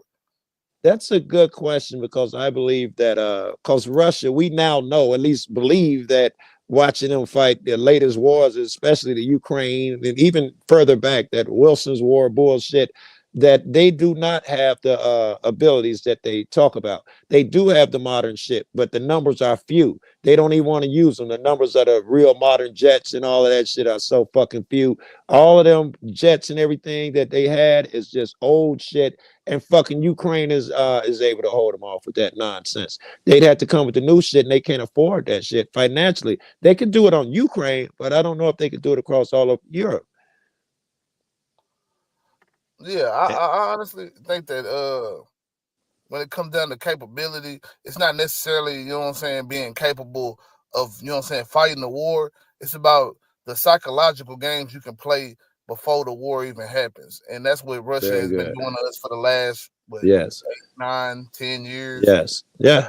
We are I think more Trump pro-Russia was now part of than we that were plan 20 too. years ago. Yes, Trump, they knew that Trump would change the so-and-so. They wooed Trump, and sure enough, it is not Russia is our great enemy and all that shit no more. They're gonna be buddies, and you're right, that was a long-term plan by a guy who gets to be president for 30 years. And I And think that honestly, the fact is that they've been using the right wing as a psyop, because you know what I'm saying, like the rest of Europe is already have been having these problems. As much as we want to sit here and talk about, you know, all the other crimes of the world, you know what I'm saying, white extremism, you know what I'm saying, has become a big thing, you know what I'm saying, especially like the white race. And you know what I'm saying, that people that believe in this white race purity shit, you know what I'm saying, Yes. has grown over Europe, over motherfucking I'd say it's here too, Jay. I was gonna just say here. I was just gonna say here. The But reason Europe it hasn't I wanted to say, because that plays a lot into like a lot of the Russians believe that they're the Aryans. A lot of other people believe that they're Aryan. Like it's a lot of countries that believe that they're Aryans. You know what I'm saying? America, when they say make America great again, they want it to stay white. The general consensus of the right wing is that if you keep letting these mud people, that would include us, come in here, is going to thin out the white so-and-so. Make a great America great again is make America white again, I think. And my proof of that is that now that Trump has come into office, you see all these videos of people who have come out and they're not afraid. Oh man, I see my man walking down the street. He got evicted last night.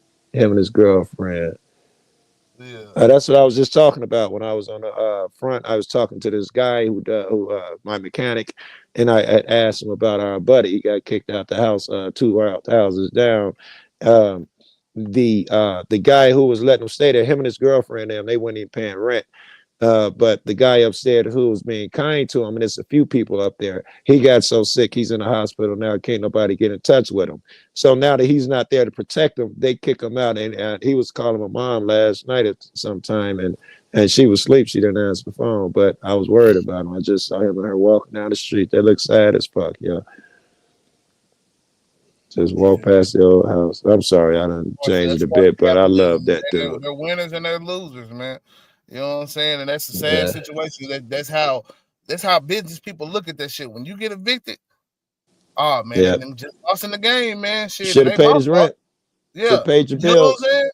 Should have made sure you kept enough income to take care of this shit, because that's what the contract said. You know, his baby had cancer, and his baby had cancer. It ate up all his money, and his wife is now sick. He hasn't been able. I don't care. Should have kept his. Shouldn't have did this and that. That's why they want you to have insurance for every fucking thing now. Yes, man. And then insurance ain't gonna cover the cancer shit. That's the biggest scam in the fucking world. You pay for all this insurance, and when you need it, there's $1,000 deductible, or if we don't cover that particular thing. That's the biggest, you'll never get the money back from insurance that I put into it. I put thousands a year into fucking just car insurance. I'll never get that back. I didn't wreck my car in 3 years. I'm going to get that money back? No. Yeah, man. I'm gonna play this video talking about these JFK files, because I feel like this is another distraction. You know what I'm saying? From the Epstein files that he signed executive order to release. From the Epstein files it was mighty. Boy, that man damn near did a whole spin move on that shit. Yes, he did. Dropping these bullshit ass files where 200 and something pages were redacted. And we And already then had now, those from 2000, I forgot what year. Those are 2021. Those had already been released, except yeah. these were more heavily redacted, not one new file. So it's all wild as fuck to me, man. But I'm gonna let this whatchamacallit, you know what I'm saying, JFK play real quick, man. This We pivot, got this to say about that deflection, shit. JFK deflection Yeah, pivot. the Yeah, let's JFK see this. deflection is mighty crazy, man. And I honestly, I'm telling y'all now, I don't know for sure. I could be wrong. Nothing new is gonna come from this shit. That's all I'm saying now. You know what I'm saying? Cause we know that this is supposed to be something big. They've been waiting on this for years, guys. They've been waiting on this for years. Okay, we're Right. gonna see, man. You know what I'm saying? Now, I'm finna step away for a second, man. So, All right, go let it play. I'll check come it out. back. You know, if you want to pause it, we can pause it then. But yeah. No, let it play, cause shit, I ain't really been able to fucking watch none of these videos you've been playing. It was the day. Thousands of pages of previously unseen files related to the assassination of President John F. Kennedy were released today. Right now, over 1,100 documents totaling roughly 80,000 pages are visible on the National Archives website. This comes after President Trump's push to release the files, and standing by is a man who knows the history of the assassination well, presidential historian and author James Robinault. What have we learned today, James? Well, Austin, we learned a lot about the CIA. Most of these documents are CIA type documents, from their plan to try to assassinate Castro. Operation Mongoose is what it was called. Detail on that, involving mafia figures to help them. It's an incredible story. To Jack Ruby and Oswald being seen in a nightclub, according to a CIA memo weeks before the assassination, to all sorts of discredit on the single bullet theory that the ballistics people thought, that this just didn't happen back when the Warren Report came out, to the CIA operation out of Mexico City, and all the intelligence they were gathering on Oswald. So it is a truckload of information. It's going to take weeks to analyze. Their 100-page depositions in it. It truly is a real trove of information that begins to paint a much stronger picture that the CIA knew kind of what was coming and may have been involved in the group out of Miami that was the anti-Castro group that may have been setting up Oswald. So a ton of stuff. Does this change the official narrative? I think it will. I mean, I think what we're going to, and as I've said before, this is like a big jigsaw puzzle, and we have a lot of pieces in place. What we didn't know were some of the identities of some of these people, and the CIA documents, everybody's got a code name. So that's going to take a long while for people to unravel. But I think it's going to show that they were very active with the group that was entangled with Oswald in New Orleans in the summer of 1963. And the evidence is starting to look more and more like they were setting up Oswald, and that the anti-Castro group were the people who might have pulled the triggers. So I think there's a lot here to work with, a lot to analyze. And as you know, because of Paul Landis's revelation. Anti-Castro group, whoever that is. Anti-Castro did it other than Oswald, huh? Not the United States government or anything like that. I'm thinking the anti-Castro group. I'm hoping he's including the U.S. government in there, because the military were setting up operations to go to war with Cuba. Operation, the one he just said, I don't remember the name of it, Operation Northwoods, where they were going to hijack a plane, pretend to hijack a plane, fly it into a skyscraper and blame the Cubans, blame Cuban terrorists. So I'm hoping he's going to leave room that they are also anti-Castro. And by the way, JFK didn't. Castro, as far as America, Castro was a communist, and America is, anti-communist no matter what. That's pretty much how it's always been. Like our communist party. You could just go to war with a motherfucker. You said they're communists. We're going to go fight them. And Americans will fight for it. They're socialists. We're going to go fight them. Yay, stomp out communism, stomp out socialism. And a lot of that shit wasn't necessarily always, what we would call the thing in practice. You know what I'm saying? Like capitalism, yes. You know what I'm saying, has a certain practice to it. you don't bail out corporations when they fail, because exactly, picks yo. winners and choosers. You know what I'm saying? It's winners and losers like they're supposed to be. You know what Yeah, I'm saying? it's That's what not capitalism. If the banks and the big oil companies and all of the big Walmarts and Bezos and them and Apple, if all of them have an edge and are bulletproof and they take so much of the market share, then it's not fair. If Apple dies, then it opens up shares for every fucking company that's trying to make phones now. Oh yeah. If the fucking Chrysler dies, everybody has a chance to make a car. As long as they exist, we can't win. Ford's a dominating force. We don't know what's gonna happen. Oh, I yeah, do but know if your you business keep is trying to have dying. people go after these companies and shit like that, especially Google. You know what I'm saying? Because Google Yeah. has made its way into every device and things. It used to be a search engine. Now it's just, I don't know, damn near spam. Yeah. Like, fuck the Google shit and get something that's, you know what I'm saying, you actually looking for sometimes, man. No, You got to it's do a lot of digging, man. The research out here has become like very wicked when it comes to trying to get real facts. A lot of times, you always especially Google is bought and paid. They're gonna give you whoever pays them the most money for a fucking result. That's pretty worthless. And they're gonna hide it also. They're in bed with the government. It was the government would have to call them and ask him, this guy, we think he's a bad guy, shut down a channel or penalize them. They call them filters. They push buttons and they got like 10 filters that will stop sending out notices or whatever they got to do to shut your ass up. And now they just gave the government the button. So they don't even have to make a call no more. If they feel like Joe's making too much noise through Google, which is a part of YouTube, they just push the button their own now. They ain't even got to go nowhere. It was a live that I was doing, like, I don't know, it was sometime last year. Apple had to pay like 100 some or 15 million or billion some euros to Ireland for some shit. You know what I'm saying? Like they had pretty much monopolized the market, and you know what I'm saying, there with their phones and computers and shit like that.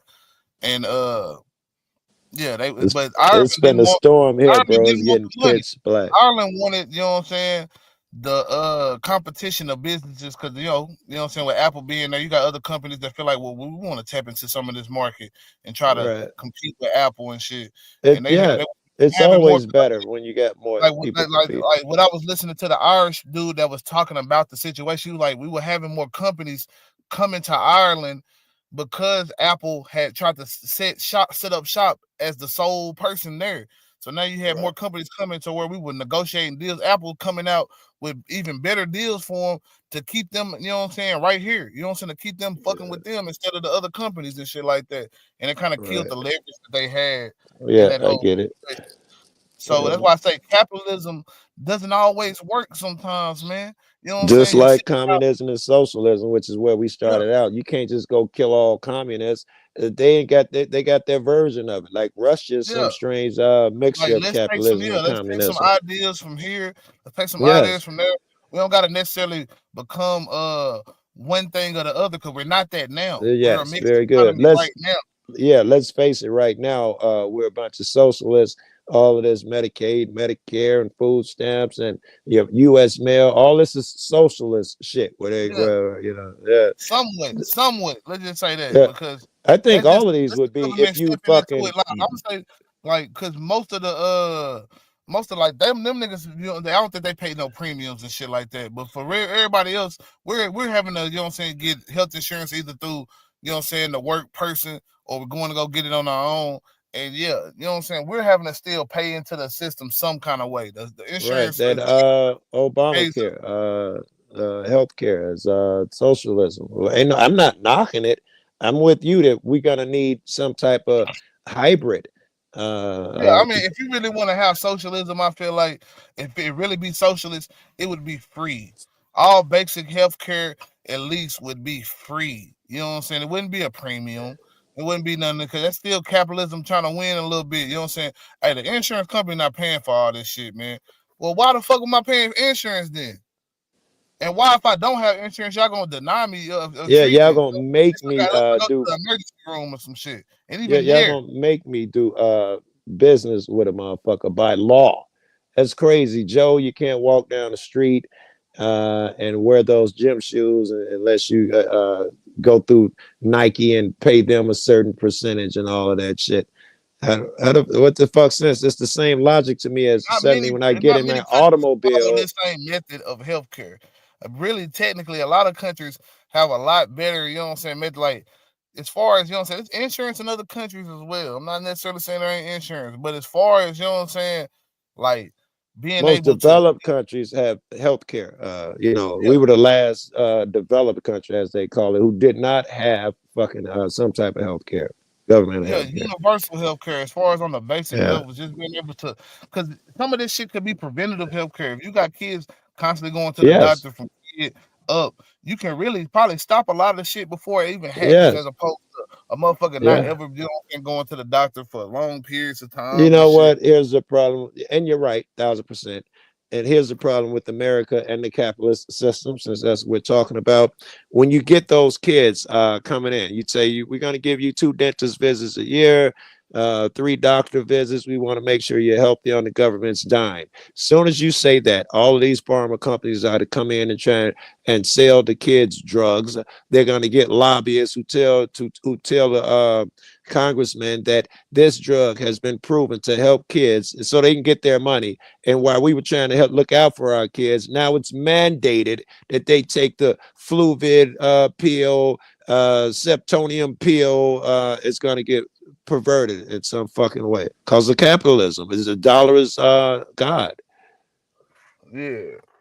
And like Instead I of the say, I'm people. not necessarily, like I say, because, you know, since society, we done looked at some of the propaganda they done put out there with a possible communist society. Like, if you ever watched Hunger Games, you know what I'm saying? Like, all that shit could, you know what I'm saying, possibly be it. You know what I'm saying? Every kid in faction has to be put into a certain group, so they do this and that, you know what I'm saying?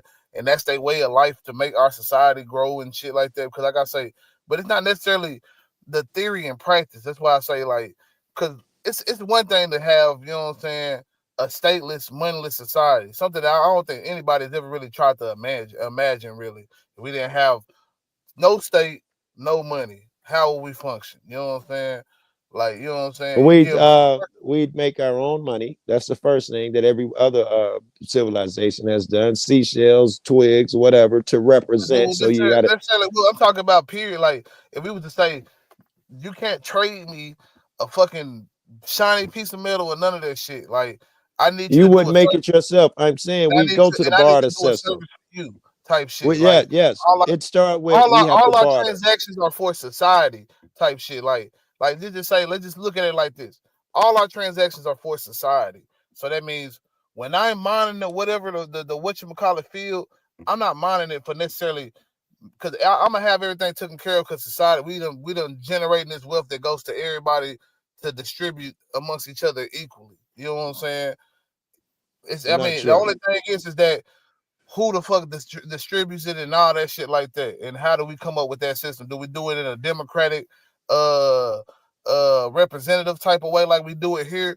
Do we go solely democratic? Do we just, you know what I'm saying, say fuck it, let's just have the people decide, and then we have the majority effect that happen in that situation where majority of people, you know what I'm saying, but I feel like that's the same thing you get in a damn representative, you know what I'm saying? Somebody told me, Joe, this was when I first started even contemplating these things. The only way that these things work is with the hypothetical good king, and he rules. He doesn't. There's no democracy where everybody gets a word or say so, and he will have to be good, and that's why it's theoretical. Because then he'd be trying to do things for good. That's the only way this shit works and is uncorruptible and all of that shit. And that's not a thing, I don't believe. Yeah, you're right. You know what I'm saying? But that's what I say. Like, is there even a way we could ever practice that shit? You know what I'm saying? Because we showing that we ain't gonna be able to practice capitalism in any way, shape, or form that's gonna benefit the people. Because philanthropy is just shit pretty much done in a way with. And if philanthropy more likely is, you know what I'm saying, some type of money laundering. I feel like. You know what I'm It's saying? gonna die more and more. The more taxes and shit you take, the less inclined people are going to be philanthropists and help other people. But the biggest philanthropist was, you know what I'm saying, around when they were taxing you damn near 70% of your wage at the tax bracket. Like, And you know the margin tax system, right? And all that shit. I remember back in, I forgot, was it the 30s or whatever, but I'd say the biggest philanthropists before that were wealthy people and shit. Yeah, I forgot what year. No, I'm wrong. I'm thinking of the year they ended that tax shit, where the rich were taxed, the super uber rich were taxed like 70%. Yeah. That's what I'm saying. Like, but see, we always been under a marginal tax system. So you know what I'm saying? They tax your money in brackets. Right. So you know, at the end of the day, you might get taxed about, you know what I'm saying, at the most 30-40%, you know what I'm saying, of your wage, but it's all taxed differently. So like whatever you're making the first 1100 or not 11,000, you know what I'm saying, is usually taxed at like 10%, and then the next $34,000 that you make after that is taxed at 12% or something like that. Right. That's like the biggest And bracket I want. Trump, all Republicans, but Trump has been really good at easing that, which is why he has caused more deficits than any other president. Easy as far as in one way, while making us pay for more shit. And as far as like, I meant ease it for the billionaires, all of those high taxes he's killed. It does have a benefit to us in a smaller degree. Like you make, because all the taxes usually drop a little bit. So you know what I'm saying. That means you might get like the 10% might go up to 24,000, or you know what I'm saying, 30,000, or maybe even more. Let's just say he move it up to 40,000. That's gonna be a big benefit. You know what I'm saying, to have your first 40,000 taxed at 10%. But at the same time, if you still have to pay an extra, you know what I'm saying, 20% on goods, depending on what's getting tariffed and shit like that, it don't necessarily equate. You know what I'm saying? It's not gonna add up. You know what I'm saying? Because now you're paying more for your shit. So that free money that you thought you is gonna go to other, you know what I'm saying, things. Not to mention, that's how they get us. That's how they get us. Go ahead. Not to mention, if this is a collective and all of us are putting money in, when you started giving those tax breaks like that to the conglomerations and corporations and shit, and it's crazy the tax breaks they get. People pay their money to come and build fucking corporations. All of that's money that. Hold on. I wasn't. All of that money is, all of that's money that no longer goes into the system that you don't get to spend. You got to calculate that in too. That's going to distress us. Yeah, it's got to be picked up somewhere. Like I was gonna say, whatchamacallit, not all, like I say, most of the motherfuckers that's ultra rich, they're not making their money through income. They're making their money through capital gains, the stock market. You know what I'm saying? Right. Being able to cash out and get, you know what I'm saying, either that or dividends by holding they money in the stock market, shit like that.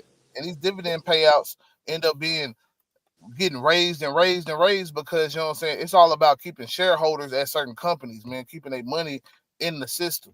You know what I'm saying? Because if they decide to take their money out, now my stock drops and shit like that. You know, stuff like that. You know what I'm saying? They might it makes more people to sell and shit like that. So you know what I'm saying? Especially if they don't get the big payout when it's on the climb. That's why the climb is always great. And then these moments where we like had this big fall, Tesla had a big fall, and he done lost all the money that supposedly he had on paper. You know what I'm saying? Just the beginning of this year. Yeah, that's crazy, right? I forgot how many. I was just looking at the figures yesterday or something. But that's crazy. That why do you attribute that to? Tesla losing all of that. Well, Tesla, what he's doing with Doge. It's particularly what it is. Yes. What he's doing with Doge is exactly why this shit is happening. Because they didn't know that they were signing up for a South African. I don't know why they don't know that, because they should have been paying attention. But let's just say this. They say that they don't know why this man has as much power as he do, when all you had to do was look at what was happening before the election, when he was doing these $1 million giveaways, and that was found out to be somewhat of a scam, because the judge ruled that he wasn't actually giving it away to anybody that was voting. He was giving it away to a person that was already handpicked. Yeah.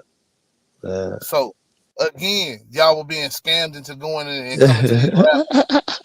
I don't see that shit. You know what I'm saying? Like, that's why I say this shit is. That's why I say people sometimes baffle me with this political shit. Then they turn around and try to tell me that, oh, you should have voted. You contributed to this shit too. For what? So I could have voted for these dumbasses that ain't doing shit to stop none of this shit right now. Yes, I'd It's like, have oh, just look as at me many voting for these complaints. idiots over here. You'd have just as many complaints with the Democratic candidate. They'd be doing just as much fucked up shit, just different The ways. economy would be better though. I say that. The You economy say would be better. the economy, the economy, yes, but it's There early wouldn't have yet. been no new tariffs. The tariffs that's already Yes, been going the on. economy since would Biden- definitely be better. Yeah, Yeah. yeah, That's the problem It's, that I have with all this shit is that we talking about price of eggs and all that shit, man. Matter of fact, I got a phone call real quick. Go ahead. Go ahead. All right. While Jaden is gone, I want you cats to know I'm opening up an egg spot down the street. So Chicago's west side, you dig. You just come back, chirp, up under the window, don't try to raise too much alarm.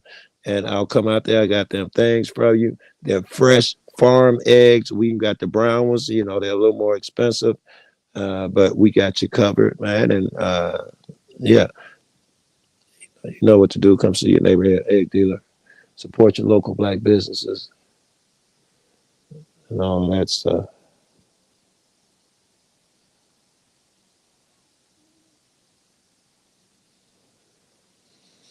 Yeah, it'd be nice if iPhone ever figured out when someone calls, you don't get bumped off the damn stream. iPhone, no one's told you that yet. Can't figure that one out. And it is getting pitch black outside.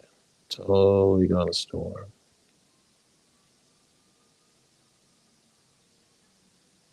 Fuck. Yeah, my bad about that, y'all. No.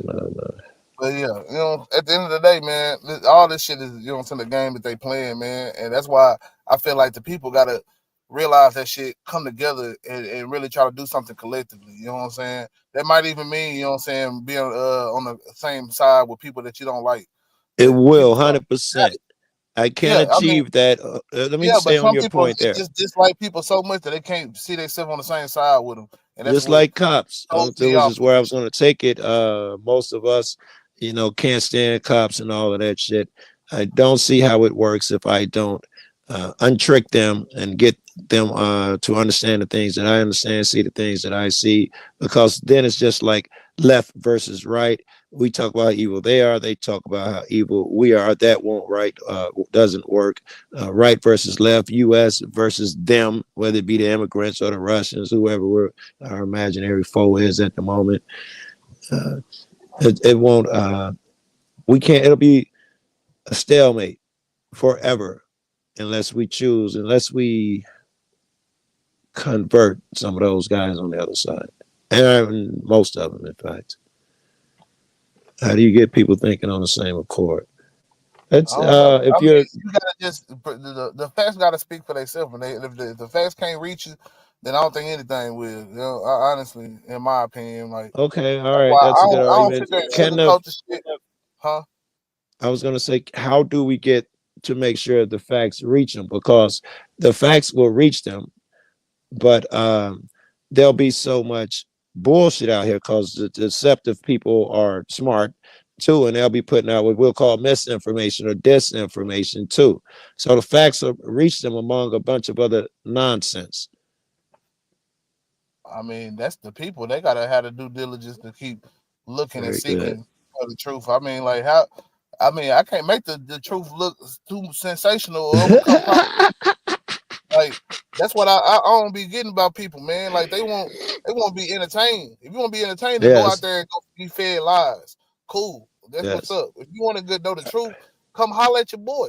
That's what I feel. All right. But we need to convert these dudes. Not only that, these guys have a vested interest in keeping shit the way it is on the other side, being cops or whatever it is.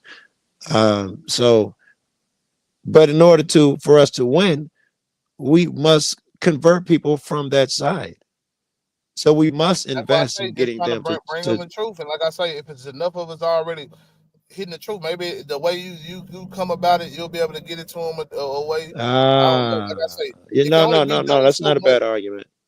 Like I say, it can't be done so much because everybody know how to present their argument the way they present it. Like me, I'm not too much like the entertainer type of guy. Like I can be funny, I can be doing all that shit, but at the same time, man, I feel like man, some shit is a little bit too dire to be just playing around about.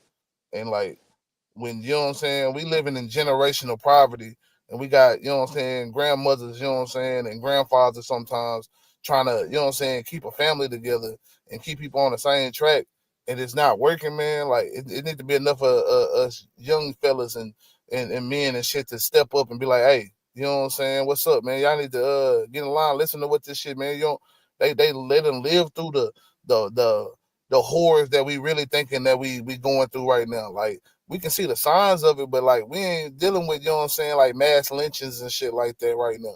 You know what I'm saying? We ain't dealing with, you know what I'm saying, like the policies. Like we getting to a point there where the policies are against us and shit again. But we ain't all the way there yet. You know what I'm saying? We still at the moment where shit, it's enough people that don't have these messed up bigoted ideas or not gonna or bond into the system that's saying that you can't do these things. Right now, we need to fight on that shit harder than ever. Like, hey, I like it. Yeah. the truth is, this is, you know what I'm saying. Like, yeah, these things are a problem in our community and shit like that. But look at what factors we've been faced when it comes to, you know what I'm saying, fighting these things. Like I can name multiple like things I used to look into, like this little shit Brother to Brother that was in multiple cities. You know what I'm saying? Fighting black on black crime and shit like that. You know what I'm saying? It even came to my city. I was in that shit. The Black Lives Matter shit, I was so impressed. I saw all, Asians, white people. Somebody did a study. 80% of the Black Lives Matter crowds were white people. They were all races in there. I thought I had never seen that before. Probably ain't seen it since. And that's what was so sad about it, is that they'll look at that and say, oh, well, y'all niggas was tearing up shit. Yeah, Shit. that wasn't the To case. show that you had police antagonizers destroying their own property in Minnesota. Yeah.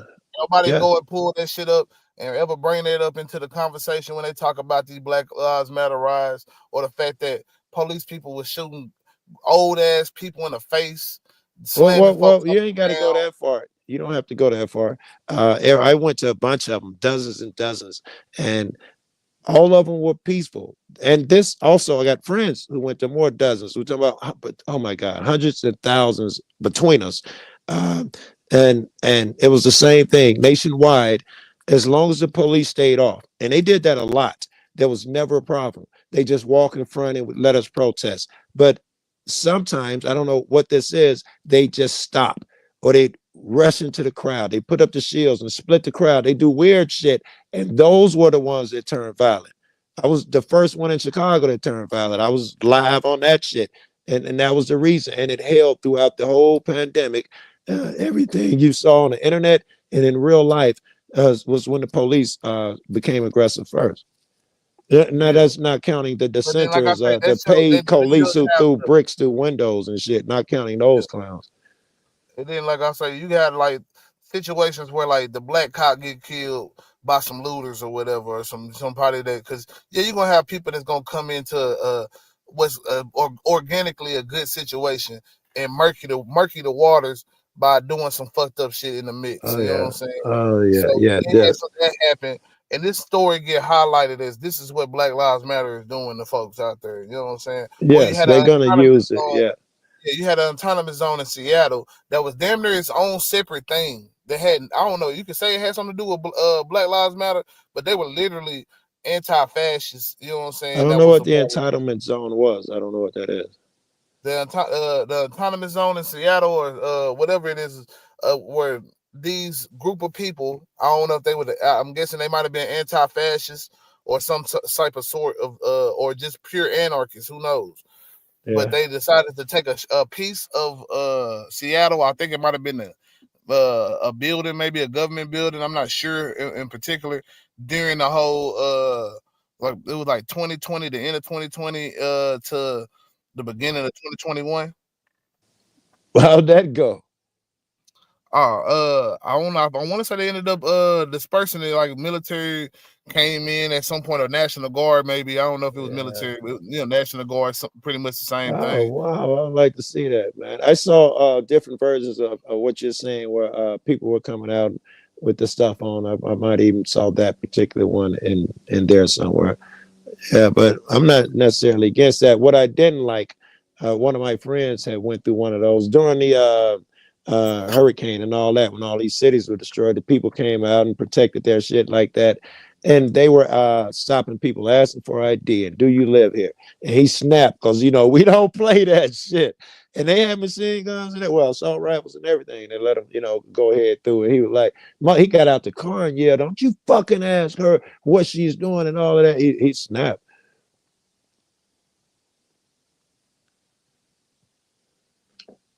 And if you're talking, you're muted. All right. Oh yeah, my bad, man. But yeah, you know what I'm saying? Like a lot of these situations, you know what I'm saying? I feel like that's they own separate thing when somebody decides to take over a whole little strip of land and they gonna fight the government and shit. I don't think that's necessarily what the protest was saying, man. I think the protest was more like, hey man, y'all killing these people and y'all getting away with it. It's not even that, you know what I'm saying? You're just killing the people in the system. No, I would disagree with you 100%. Yeah, the people are getting locked up. Yes, I would hate to disagree with you. Started out with what you were saying, but clearly it got hijacked and turned into an anti-government thing by the time the white folk all joined. You know, it got into and it started off white people in it then too, when it was about blacks are dying more. But I don't know if you remember when it ended, it caught fire across the globe, Australia, Europe. All my friends were going live. They were all protesting, and it was just about the government, and it was the same ending. How we ended it is like they picked it up. It was fucking beautiful. In the end, it was all about, you know, you can hear them. I could hear them because I was at every protest. They're yelling at the cops. Hold on, they're yelling at the cops, telling them about you know, how fucked up the government is, and you know, and how they've taken over the power and the fucking party system. You know, that's what they were yelling by the end of it. Yeah, but I feel like you had the other side that people ignored, where the right wingers were protesting. You know what I'm saying, having to be mandated for the whatchamacallit vaccines. Right. And like a lot of the little groups that came out, like the one group that tried to kidnap Governor Whitmer. I think it was Michigan, you know what I'm saying, around that time. They had a plot to kidnap her and shit. Then you had like multiple like political shootings happen since, you know what I'm saying, really about 2016, if you really look at it, Republican and Democrat. So, you know what I'm saying? And especially, like, I think with the most latest is Donald Trump, of course. But before Donald Trump and the whole assassination attempts, you know what I'm saying? That's crazy to even think that it was more than one. You know what I'm saying? in an election cycle, one election cycle, man. That is so interesting. Yeah, but then it's you got like what you call it, the Pelosi situation where her husband got beat with a hammer. Yeah, I remember. So that what was your point with all of this? What your point? I forgot what you were going with. The fact that, you know what I'm saying, you got more of a war type situation finna, you know what I'm saying, come up about than the actual like a culture war, to say the least. You know what I'm saying? You got one culture that's saying, hey, look, we want, you know what I'm saying, white male dominance in society. What you're talking about. And you got somebody else saying, man, let's include everybody, man. But then we got our own factions. Right. America's a melting pot. Yeah. Right. Even though we say we want let's include everybody, you got the fight amongst the black people and each other. Like we got black people that's like, nah, fuck that, nigga. We better than them white folks, man. And woo, and this, that, and the third. You got some of them like we should be right there with them. You got some that's like, well, I ain't necessarily hating them, but hey, I don't think we should necessarily have to be together and shit. And all that shit. You got all different ideas. You got that's people what I'm trying to get. You got people that's on the non-religious side of it. You got people that's on the science side of it. So black has already been fractured up into all the factions that white people have and other groups have. Yes, we followed up totally in, right. Yeah, then you got other groups that's on the exact same time. So you get to a point where it's like, while we all kind of want to have a fight about the same thing, we can't figure out which way is the right way to have a fight about it. Like, is it going through the Marxist, you know what I'm saying, ideologies and shit? Is it the capitalist ideologies? Is it religion? Is it this? Is it that? And it becomes infighting more than a revolution and an outfighting. That doesn't stick to. Yes, that crosses perhaps all races and cultures, where we all end up fighting ourselves more. And we're easily, what is that? Can it all be fucking TV, and programming? Fuck. I mean, I don't think it's just necessarily TV and programming, because you gotta have different forms of media. Like, I don't think people, like I say, like, we see how the literacy in America has declined. People don't read for fun anymore. Yeah. So I think that a lot of this shit, you know what I'm saying? Like, and I don't necessarily mean every time you gotta go read some informative shit, you can go have your imagination, go read some fiction or whatever. But it's when you read, it's like you learn literary devices better through the reading, because you have to I picture think what so. the person is in it, and how, all that shit. Like, you have to picture this in your mind instead of just be given an image. Yes, and and it'll interpret stick. it. If you picture it in your mind, it'll solidify more. Yeah.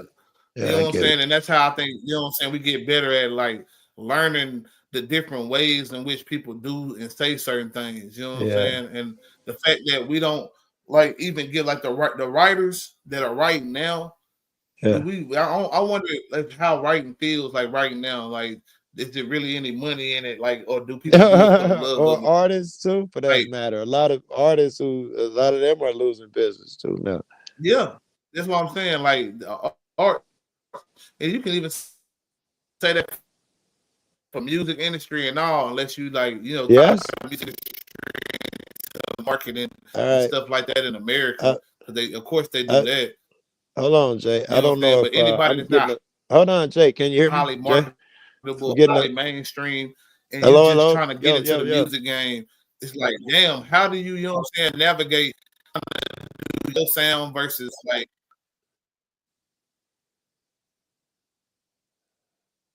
yeah, I can hear you. All right, storm's knocking me off the internet. I I got can a hear storm you. brewing. I can hear you now, but it was I like don't know if you in can and hear out. me. Yes, Hold I can on. hear you. I think there's a delay or something. Fuck. I'm talking now and you're not answering. I think you're going to get this later. That might be the put the choice in. Yeah, you're breaking up. Yeah, I can't hear you now. Let me try something. Okay.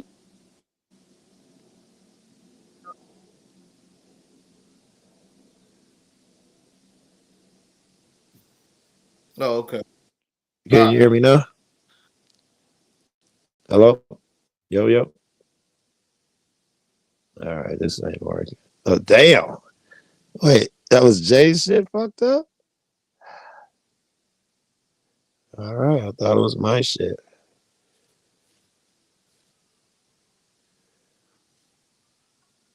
Hey, am I good? I can hear you. Can you hear me? Yeah, I can hear you. All right, I can hear you. Is we good now? I You know what I'm saying? We in real time. I don't think so. No, it's acting up again. It's already acting up. I don't know if you can hear me. It's already acting up. I got storms here. You sure it's not mine over here? It can't be. I mean, it seems like Okay. I mean, I hear you fine. I All hear you right. fine every time. It seems like you ain't getting me every time when I'm speaking though. Right now, there's no delay and we're talking right now, but it's the first time we've been communicating in a while. All right, I can hear you now. I got a lot of tabs open. Maybe that might be it. I'm gonna close some of these tabs. And because I mean, I had pulled up a lot of the stuff I wanted to talk about. I ain't really got to all that yet. Yeah, Man. right, And I got some stuff right. when I was looking up some other stuff too. Cause I don't like to close tabs usually, especially when I'm researching. So I can go back, write certain stuff down and stuff like that.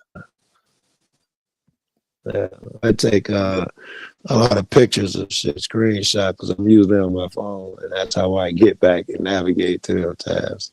Oh yeah, I do that a lot. I got a lot of screenshots, a lot of downloaded videos on my phone. Heck yeah. Yeah. Shoot. I stay on it. You know what I'm saying? As far That as was I'm looking for my old something I notebook, wanted man. I to got a lot of shit. show you. Like a couple shows that I wanted to do that I never did. Yeah. I got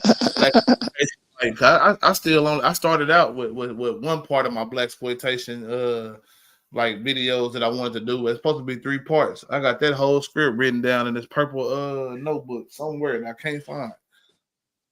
Tell me a little about it. Well, basically, you know what I'm saying? My synopsis is that blaxploitation was used to pacify the revolutionary spirit of the black people. You know what I'm saying? Ooh. They put us in they put in like what was leading up to blaxploitation. We had the civil rights movement, the 60s. You know what I'm saying? Yeah. And during the 60s, you had it started out with kind of like the non-violent movement, even though if you really want to go even further back, there's always been violent resistance in, you know what I'm saying, the black community. But as far as the mainstream at the time, it was the non-violent movement with the student student people, you know what I'm saying, the student protesters, and then you had the Christian Baptist thing with Martin Luther King and which eventually partnered with the NAACP. But anyway, during the time where they were starting to see, you know, people getting their ass whooped on TV and shit, you know, it was a little like a curve in the student, you know what I'm saying, movement where they started talking about Black Power and shit like that. And that became, you know what I'm saying, like a new movie. It was like 66, you know what I'm saying, like mid part of the decade when it happened. Stokely Carmichael was kind of coined one of my favorite activists, you know what I'm saying, in this shit. Or Kwame Ture is what he ended up going by later on in life. I remember. You know, he ended up being, you know what I'm saying, what they call the founder of the Black Panther Party and all that shit, even though the actual Black Panthers ended up being like different branches of people that did it in their neighborhoods and shit like that. But as far as like, I live on Monroe, the street that they shot him up on in Chicago. I live on Monroe Street.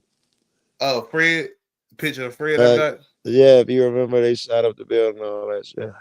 Yeah. Okay. You know what I'm saying? Yeah. That's a little bit of history right there for sure. Fred Hampton, man. R.I.P. to that man.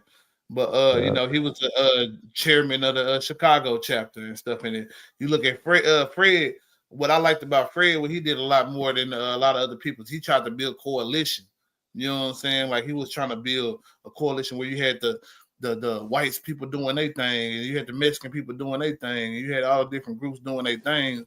So it was like, okay, we can work together with this shit, you know what I'm saying? And also fight what he looked at was capitalism as the primary problem in society and shit like that. I think that was him when they started painting him, and I hope we get back to your thought on the story and stuff, but I think that was him who this is just to buttress your point. We used to fight back, and I remember him saying something like, you know, I think it's crazy that when Black folks know some about to go down, they wait until it happens, and then they go get some ties and roll them out there and block stuff off and all of this stuff. If you know it's coming, you prepare. Now that was normal up until then. I remember when people started using that statement like it was a bad thing. Before that, you know, it was accepted, you know, they gonna act out. Remember, they bombed some building, they bombed in a whole apartment building. I think it was the Move Foundation of Black folk. They were holding out, and a helicopter flew up and dropped a satchel bomb and blew up the fucking half the block to kill those fucking people.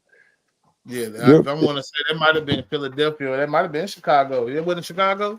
No, I think that was Philly, yo. If you remember it, they got pictures of it. Can you pull that up, a picture of that shit? It can't be more of them. Police drop bomb on building. Yeah, I think it was the Move organization. But that's because we fought back then. Now we're so docile, lay the fuck down, roll over shit.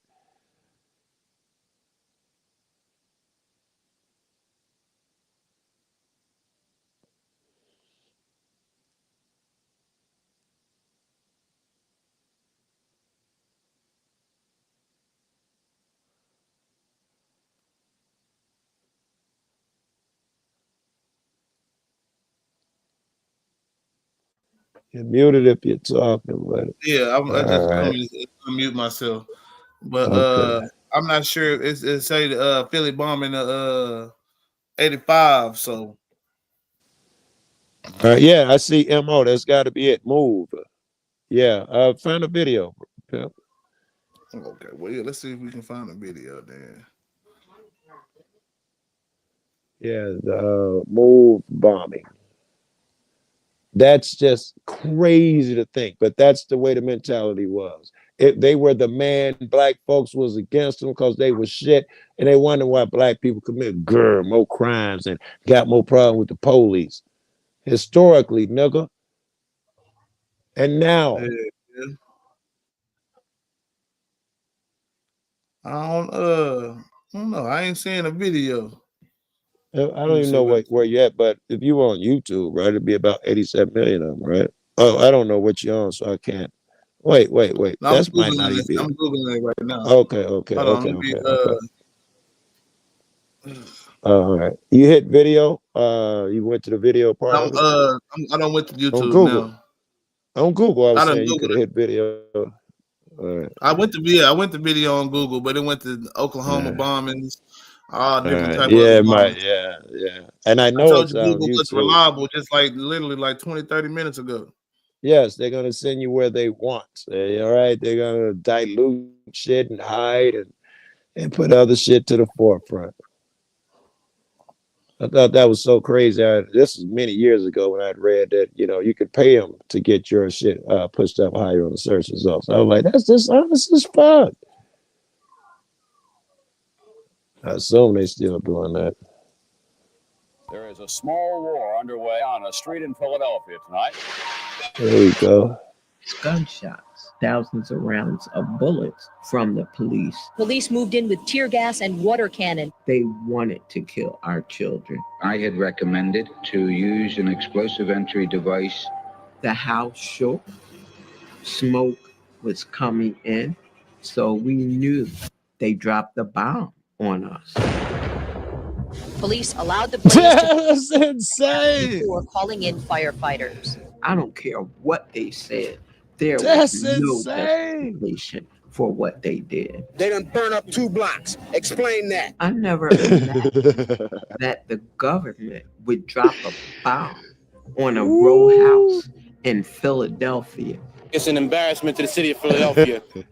My name is Ramona Africa, and I was there when the police dropped a bomb on me and my family May 13th of 1985 and killed 11 of my family members.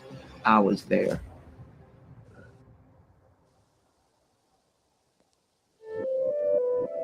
I was born and raised in West Philadelphia. I went to Temple University. Born and raised. And I was headed to law school.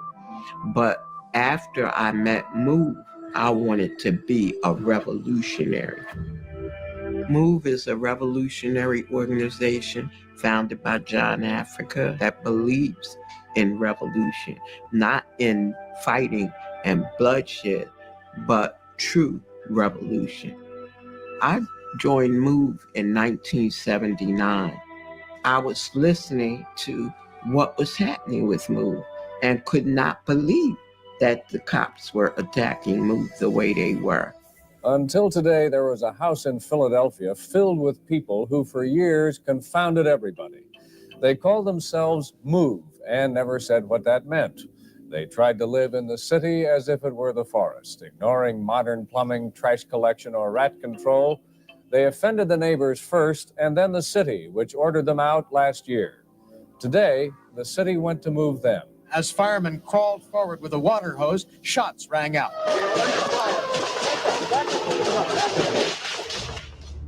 The Move 9 were 9 of our sisters and brothers who were arrested unlawfully for the murder of a police officer and given a 30 my to brother, man, I hate 100 to end year this. sentence. So Last brother, December, 9 Move members white were on man, you know trial what for I'm the saying? death of Hit me Officer with this Ram. whole, we gotta watch Everybody movies. knew I that got Move to did not All right, kill a love cop. my wife. Go do your Because thing. My Move girl was texted in me the too, basement. man. Officer Yeah, James man, you Grant have a good one, was man. standing Everybody up was on watching. Have a street good one. level. You too, Remember Pimp. And the Philadelphia, man, and all the media other follow said brothers he out was there, shot man, that done had to on go a through downward the angle. bullshit that So the system there's has no way put on that us. Move could have shot him. But all right, man, you be good out there, man, and y'all be safe out there, man. Real talk. Keep fighting.